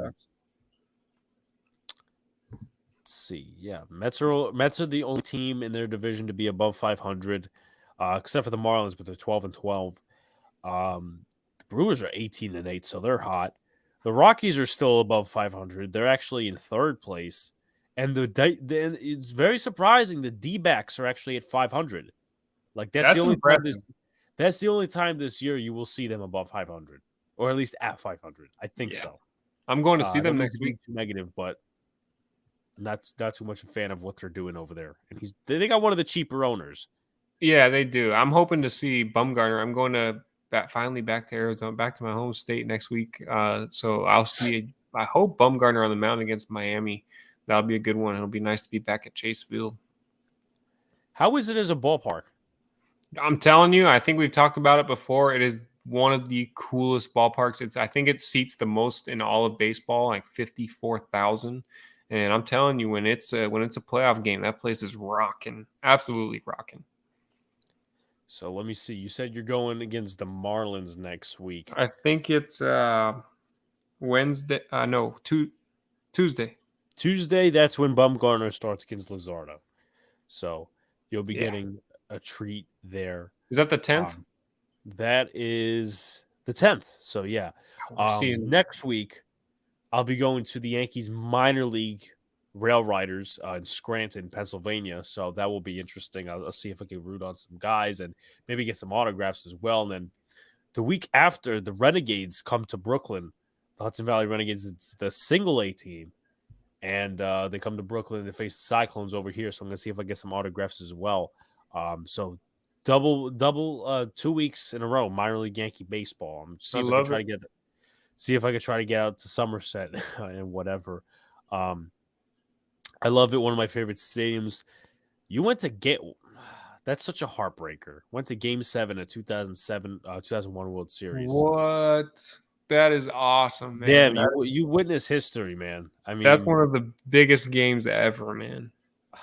Man, I deflated, but I'm happy for you, Tony, that you went to see history right there. Luis Gonzalez, all those other guys. Coming from growing up in Arizona, man, that you have no idea. I don't know if you grew up there, Tony, or whatever, but that play at the end of that game and just that whole series means so much to Arizona, man. It's their only professional sports title. Think about that. The whole state's existence. Shit, I didn't only title ever.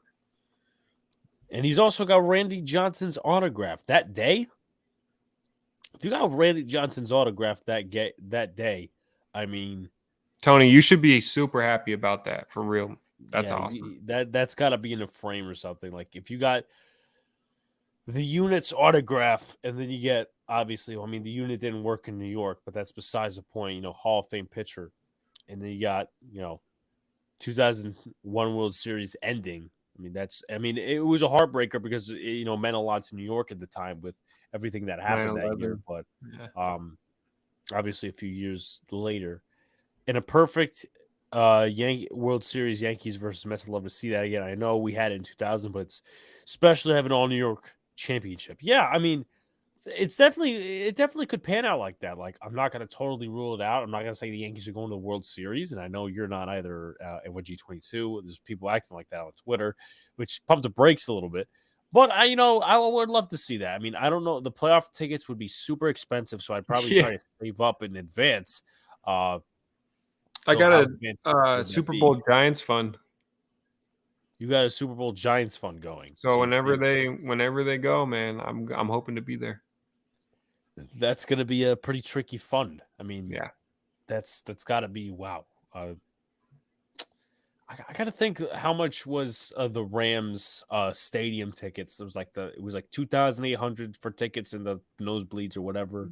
Yeah, that was the cheapest. I mean, that was the cheapest. Which isn't too bad. I mean, I thought tickets would be a little bit more expensive, but who the hell knows? Yeah. I thought there was an earthquake when Gonzalez's game went. Yeah, I mean, you just see it in the video. That whole stadium just erupts. What a moment, man. It gives me chills thinking about it. Jack says, why were MLB analysts hyping up the Mariners? They suck. Yeah, it definitely exhibits that right now. I mean, they're a game below 500. So the next topic I do want to get to, and keep your questions flowing, keep your comments flowing, guys. It's been awesome so far. One of our best nights as a podcast duo. Yeah, I don't see it either, but it would be cool. New York is starving for a title. Yeah, New York is definitely starving for a title. I mean, 12 years, the Yankees, the Mets since 86.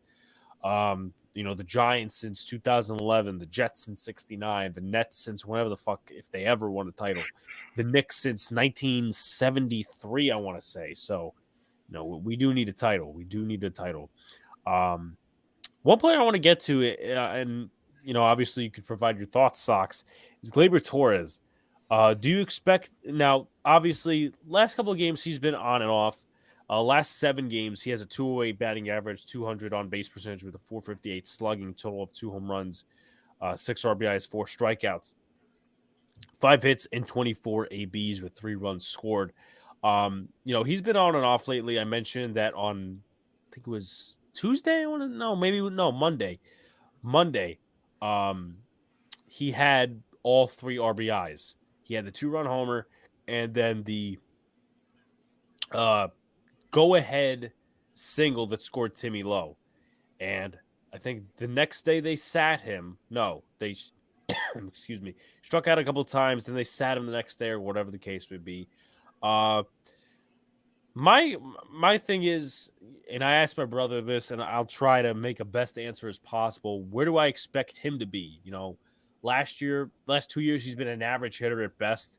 In the 250s, 9 home runs last year, which isn't necessarily what you expect out of Gleyber. He came up in 2018. I think it was 2018, 2019. He had 38 home runs, if you remember that season. And then obviously just downward spiral. Someone said that he benefited from the juice balls.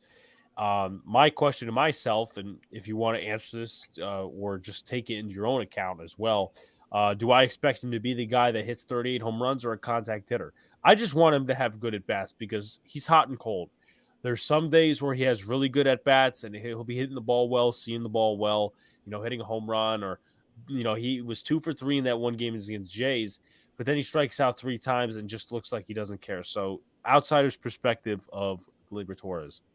I mean, it's interesting that drop off. I didn't know it was that severe. Like the guy's had over 1,600 MLB at bats, and like what I remember of him is that 2018, 2019 Gleyber Torres.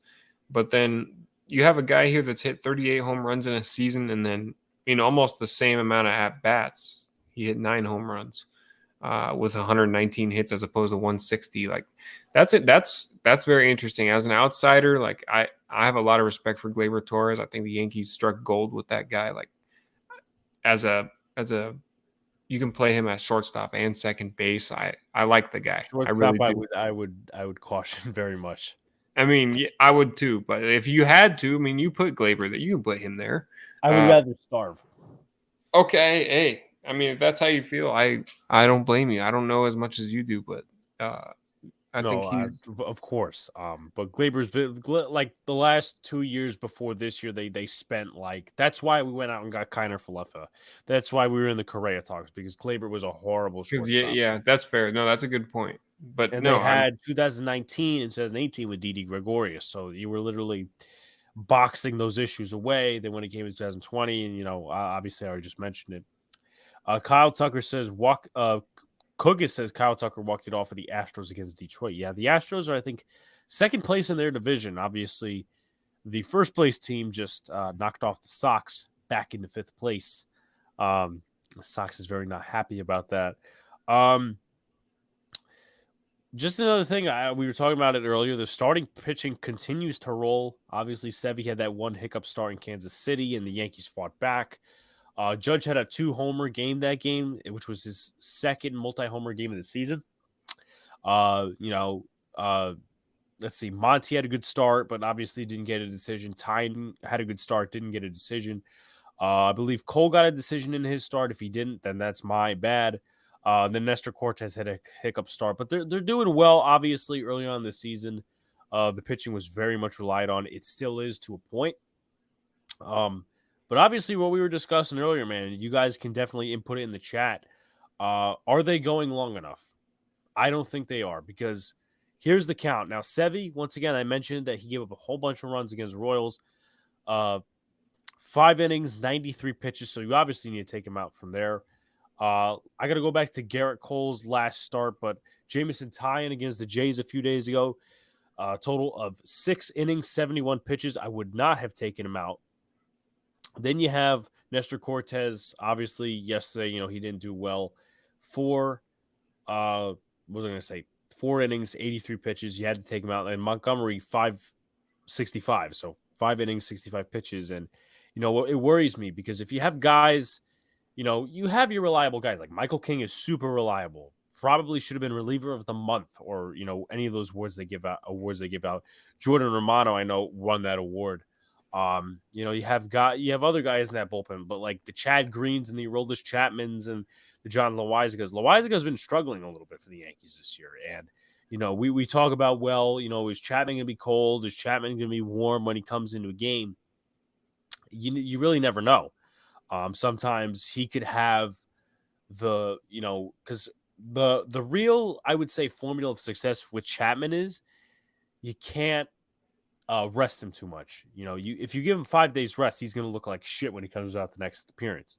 But then you can't really say put Aroldis Chapman out of the closer spot because Jonathan Loaizaga has struggled. He's walked a lot of guys. His stuff is off. Chad Green, he's been on and off. Obviously, given that home run in the late game against the Indians a few days ago, probably about almost 2 weeks, because I was at that game when it happened. But my worry is just that they're not going long enough, and it's not necessarily on the starting pitching. It's on the front office, the way they use them. And once again, we talked about this earlier with both teams.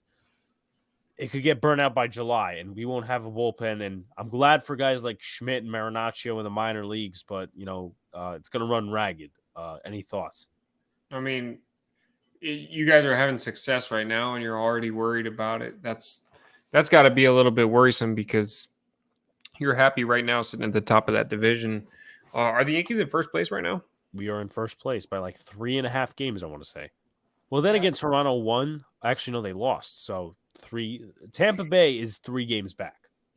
I mean, yeah. So like I said, I think guys are coming out early a lot, and it's that's obvious now. But if Yankees fans are worried about their bullpen running out, Sox fans, we're in for a year.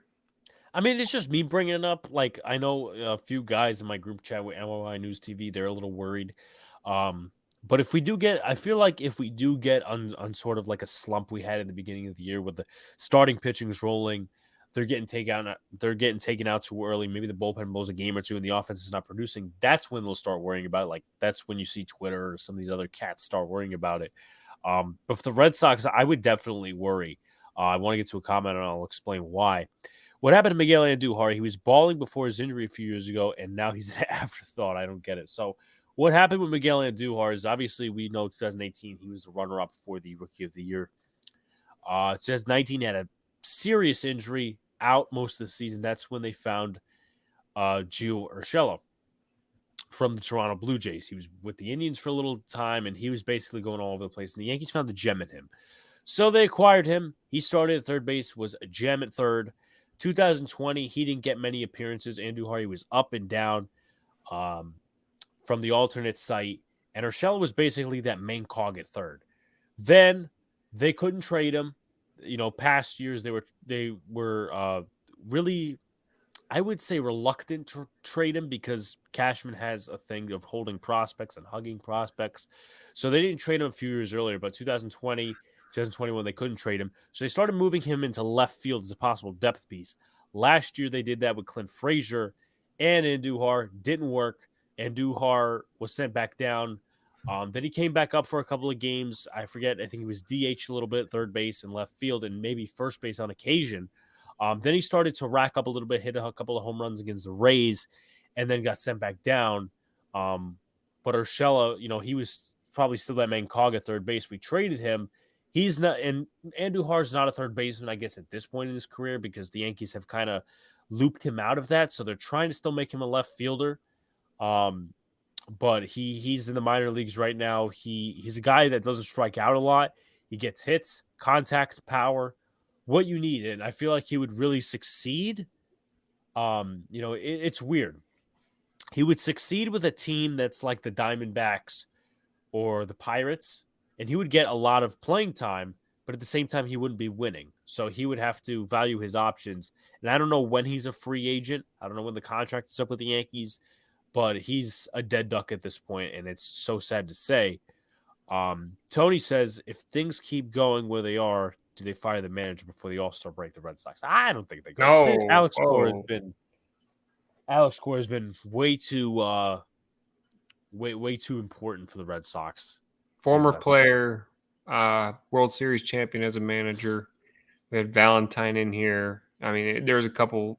Ron Renicky. Alex Cora is our saving grace, and he's gonna hopefully win us another World Series. Yeah. Just checking something on the real quick. So I don't know if you've seen the last few days.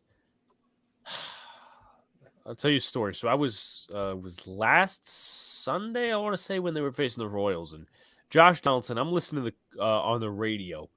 I'm listening to the game on the radio, and Josh Donaldson hits a ball to deep left field. And of course, John Sterling is obviously on the radio. He's 83 years old. He bluffs the call. He blows it, I should say. And I thought it was gone, and it was caught. And he's had a lot of these these little habits of blowing the call. And the other night when Stanton caught the ball at the wall, it was very obvious to see. He said it's a home run, and then he overturns his call. So he's done a great job for the Yankees over the years. I thought it would be just a minor topic to bring up. He's done a great job, but I think he's getting old. I'm not saying anything about his mental state, but I think the game's a little bit passing him by and hand over the job to Ricardo.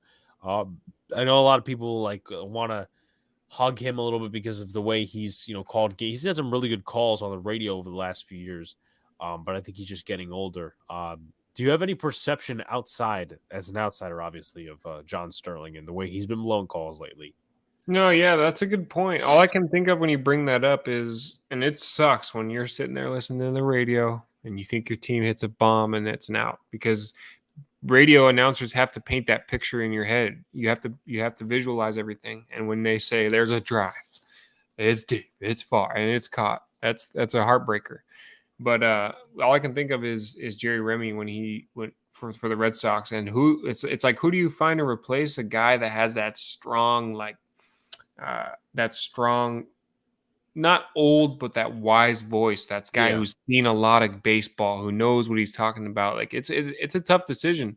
And like you said, it's just a minor topic, but I don't think people need to be so hard on him for seeing a ball get hit high in the air and thinking, especially with a short field at Yankee Stadium. I don't know if it was a home game or what, but any ball can get poked out for a home run there.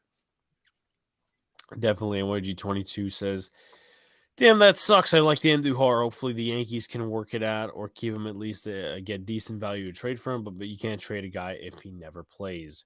Let me say what he's doing. He was hitting real good in the minor leagues. But with that being said, when they brought him up, they didn't even play him. Like, they played him in one game. And he was, I think, in that one game, he was 2 for 4. So, I mean, I just don't understand why they didn't play him, but I want to take a look real quickly at his minor league stats before we go into a bit of the Sox. Andujar is hitting 347 in the minor leagues. So that should tell you everything you need to know about Andujar and the way he started the season. I know we discussed it earlier before we go into a bit of what happened this series with the Angels. Who are some of if you had to identify who are some of the strongest links in the bullpen? And if you had to, how would you fix anything right now if it didn't really incorporate a trade? Like, you're not making a trade right now to fix that bullpen. No. It has to be at the deadline. Yeah, you're looking at a deadline move there. It's tough because you don't really have anybody that's actually consistent in the bullpen. Now, Sawamura was good last year. I thought, man, what are we doing bringing in this 36-year-old guy from Japan? He ended up having a really good splitter, locates it well, but this year he's been a little bit wild. Ryan Brazier, I liked him. He's got I wanted to see his ERA here. Trying to pull it up. He's got a 2.2 ERA on the season. He doesn't pitch very much at all when he comes in. Maybe it's that minimum of 3 guys, maybe into the next inning a little bit. But I want to see Nick Pivetta move to the bullpen. Like I said in many videos, I don't think he should start any games for us because it's obvious he won't. I mean, there's multiple games he's thrown 85 pitches within the first 4 innings. He doesn't even have any outs in the first 4 innings, and he's already thrown 85 pitches. I want to see him go put that presence in the bullpen that we saw at the end of the year last year. I think Josh Taylor has a chance to make some waves there.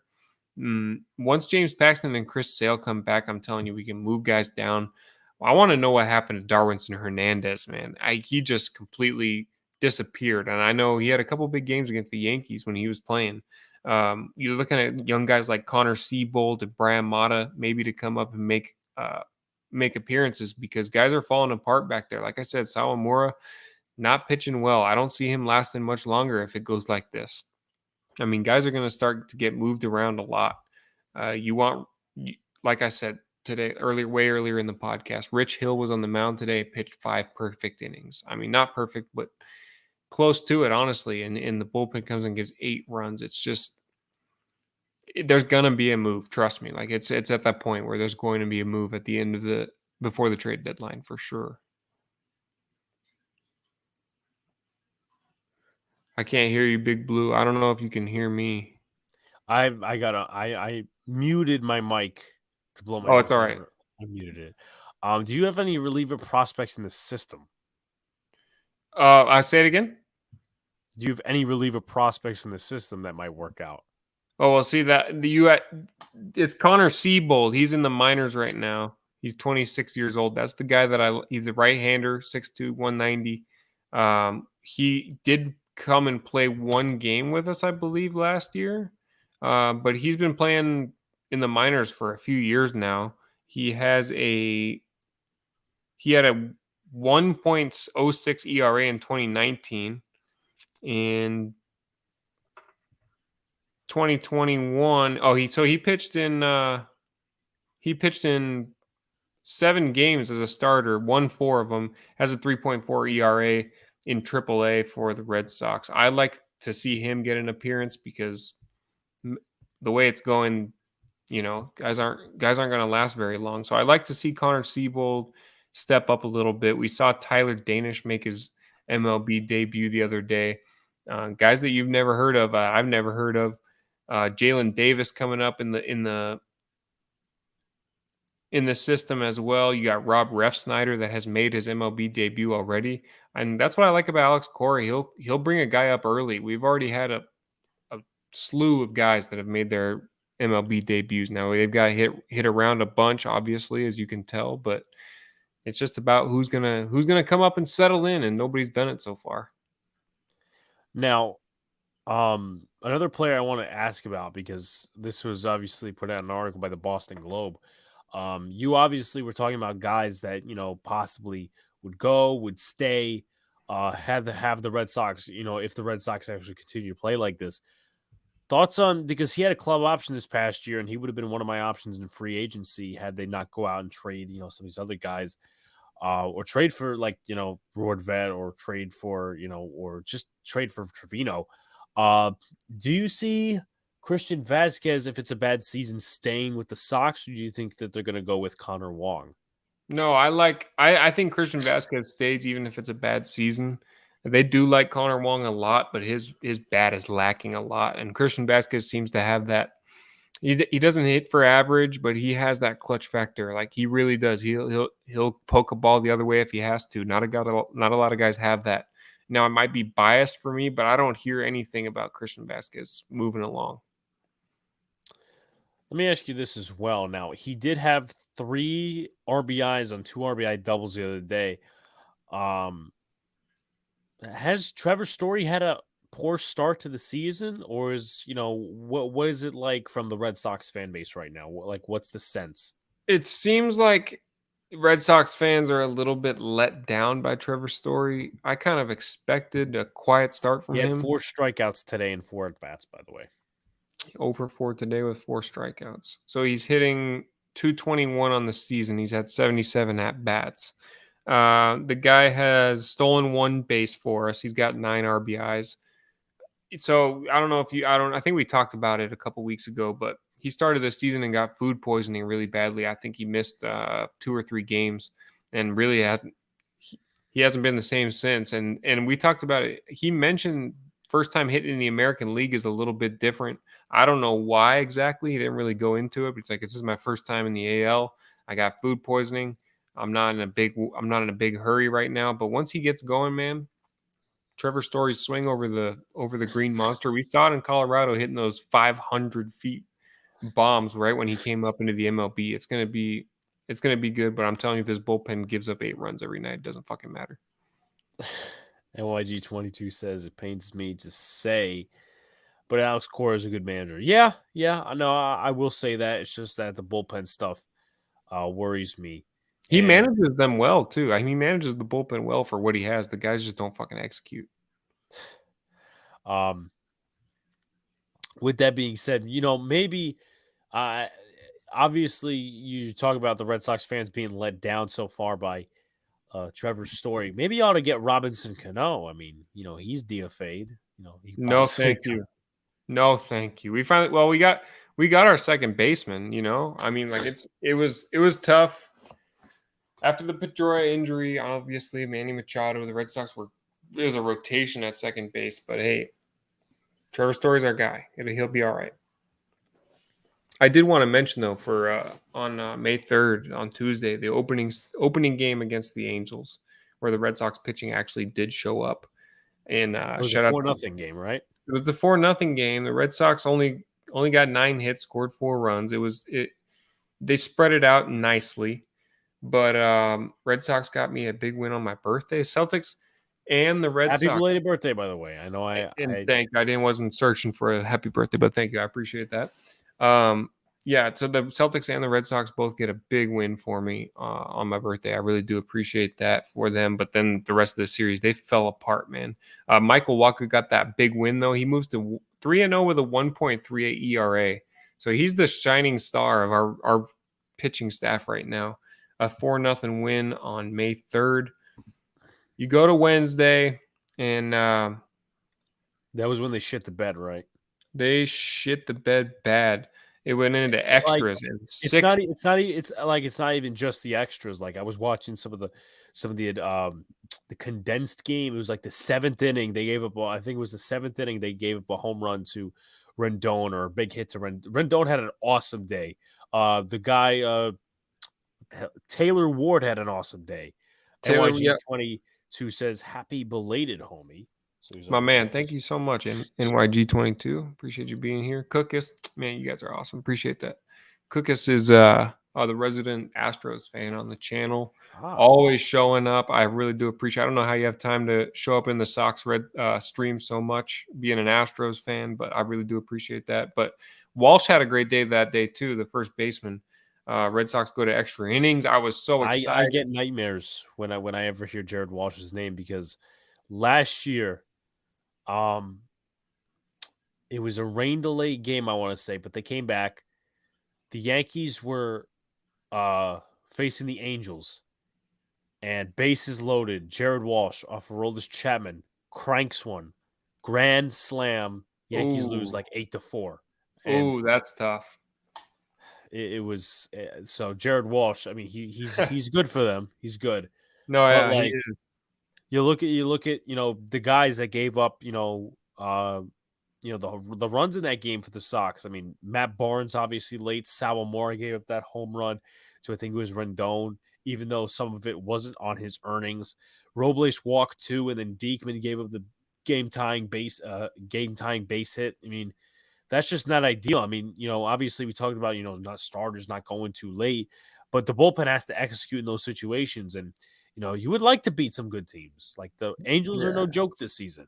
How nice would it have been to take 2 in a row at home against the Angels? It's Barnes that just, I wanted him to be the closer so bad, man. And he gets in good counts too, and he'll give up a home run on 0-2. He'll throw that curveball right down the middle on 0-2. It doesn't make any fucking sense to me. But yeah, they lose 10-5. The Angels score 6 runs in the top of the 10th. Now, I did feel a little bit that ghost runner was giving us a bit of a problem. Like, I always feel like extra innings. Here's what I'll say to that too, and I not that I don't agree with you. I agree with you, but all of that rally stuff came with 2 outs. It did. No, I agree. But you score that run, whether or not you get that first run on the board, and baseball's been the same for so many years. You're like, wow, we're up 1-0 in the 10th. Now you do want to get 2. They ended up getting 6 runs, but it just takes the momentum away, man. I wish we could just play extra innings. But then you go back into today's game, and the Red Sox lose 8-0. Obviously, you expect the offense to be way better. They have 6 hits on the day. You expect the bullpen to be a little bit better. 5 runs in that 8th inning for the Angels, but and Ward had another nice day. I think he had 7 RBIs on the series by itself. Ohtani struck out 11 guys today. Just no chance. And you want to beat good teams, but like you said, we're sitting I think the 4th worst team in the American League right now. And that's the series. I mean, you got to turn it around right now. And it's not just this series. It's not just last series, but it's 5 straight series that you've blown. And even before that, you split a series, I believe. Yeah, they haven't won a series all season. I think they split with Detroit, if I'm not mistaken. Yeah, I think that was a 4-game set, but overall a mess. And your guys' upcoming schedule looks like this. I mean, you play the Chicago White Sox, Tomorrow. Sox versus Sox tomorrow on Apple TV. So anyone watching that will have to watch for free, but apparently the broadcasting is very terrible on there. Ah. You got the 4:10 on Saturday. You got the 11:35 a.m. NBC Peacock on Sunday. Then you guys go to Atlanta for 2 games, which should be an interesting matchup. And then you got Texas, and then home against Houston. And in that span, I expect this of the Red Sox. Now, I'm not going to say I expect it, but those are some games that you could rebound off of. Like the Sox are not good. Atlanta's not very good this year. Like they're under 500. Texas is probably one of the worst teams in the West. So, what is your expectation of at least the next 10 games of the Sox? I mean, Sox got to take, as bad as it sounds, the Sox got to take 5 of those games. Now, I guarantee one in Atlanta gets rained out because it does every single fucking time the Red Sox go. So they're going to have to make up that game. What else? Yeah, you got to win 5 of those games. The bullpen's got to step up against teams like Texas that don't hit the ball very well. Although Texas has been stringing together some wins. I expect the Red Sox to play well at home against Houston, feed off the crowd's energy. Let's say the Red Sox win 6 out of 10 and try to get back in the mix here. You got to win series. You got to win series. Got to go 1-0 every day. Actually, we're at that point where you got to win the next day. Yeah, no, definitely. And it's not just about winning series, and I'll get to something in a minute. It's not just about winning series, but also you don't want to lose the last game of a series, even though you won, and then go into a series and lose the next 2. Yeah. Like that's just, you won the series, but that's bad momentum. Like, yeah. I've seen the Yankees do that a bunch of times, but you did mention that the Texas Rangers have been stringing a bunch of wins together. They won that series against the Braves, and they just took 2 from the Phillies a few days ago. So now they'll be facing my team, the Yankees, and then I think they face the Sox or whoever before they face you guys. Let's see. So they face us, obviously. Then they face Kansas City, and then Boston, and that's pretty much that. But I think we can wrap it up from here. Another good show. Thank you for all who tuned in.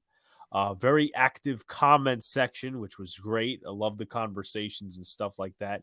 Fun stat: the Mets were 0-4-30 when trailing by 6 runs in the 9th until tonight. That's a big fucking stat. Like I've seen the Yankees pull some comebacks, and that's not a good stat. But that's not a good stat at all. They broke the 0-4-30 streak. Dude, the Sox had like 35 come from behind wins last year, and a lot of them were in the 9th, and they haven't won one in 430 games. That's mind-blowing. I mean, the Yankees have had a lot of come from behind wins this year, which has made them probably one of the best teams in the American League. I got to look up stats to back that up. But Sox, any final thoughts, man? No, man. Thank you guys so much for being in the comments tonight. It was awesome. And we're going to be doing this every single Thursday night. So come back on every Thursday, subscribe to both channels, hit the bell so you know when we're both pretty active here on YouTube, man. I try to do post-game videos for every single Red Sox game. Now that does not happen because I work a damn tough schedule sometimes. But if anything, I go on there, give you guys a series recap, talk about what happened and what I think about it. Now, Big Blue does a bunch of stuff. Make sure you subscribe to that channel as well. I appreciate all the Sox AZ people on here tonight. Great stream from the chat. You guys make this what it is, 100%. And we really do mean that when we tell you we appreciate it. And I'll give it to Big Blue to close it out. Yeah, so tomorrow I will be live. I know NYG22 will probably be joining me in the comments section because I will be doing a live Big Blue in the Bronx podcast episode based on the New York Giants draft class. We'll be talking about traits of these players. I will have highlight videos up as I am talking, so it's not just a big fat screen. So that will be, I'm going to be probably pulling an all-nighter if it takes all night, but probably pulling an all-nighter tonight since I got nothing to do tomorrow. Try to get that knocked out of the way. Then we'll probably go over the undrafted free agent at some point next week before I head to Pennsylvania. But be sure to like, comment, subscribe, turn on post notifications so you know when the live stream pops for your jobs. Great comment section tonight from everybody. We appreciate it. We're growing. Love to see that. Obviously, you're not getting a Yankee Red Sox duo like this anywhere on YouTube, anywhere podcasting. We tell it like it is. And we will see you guys next Thursday. Peace out. See you later. Stay cool and have a good night. See everyone.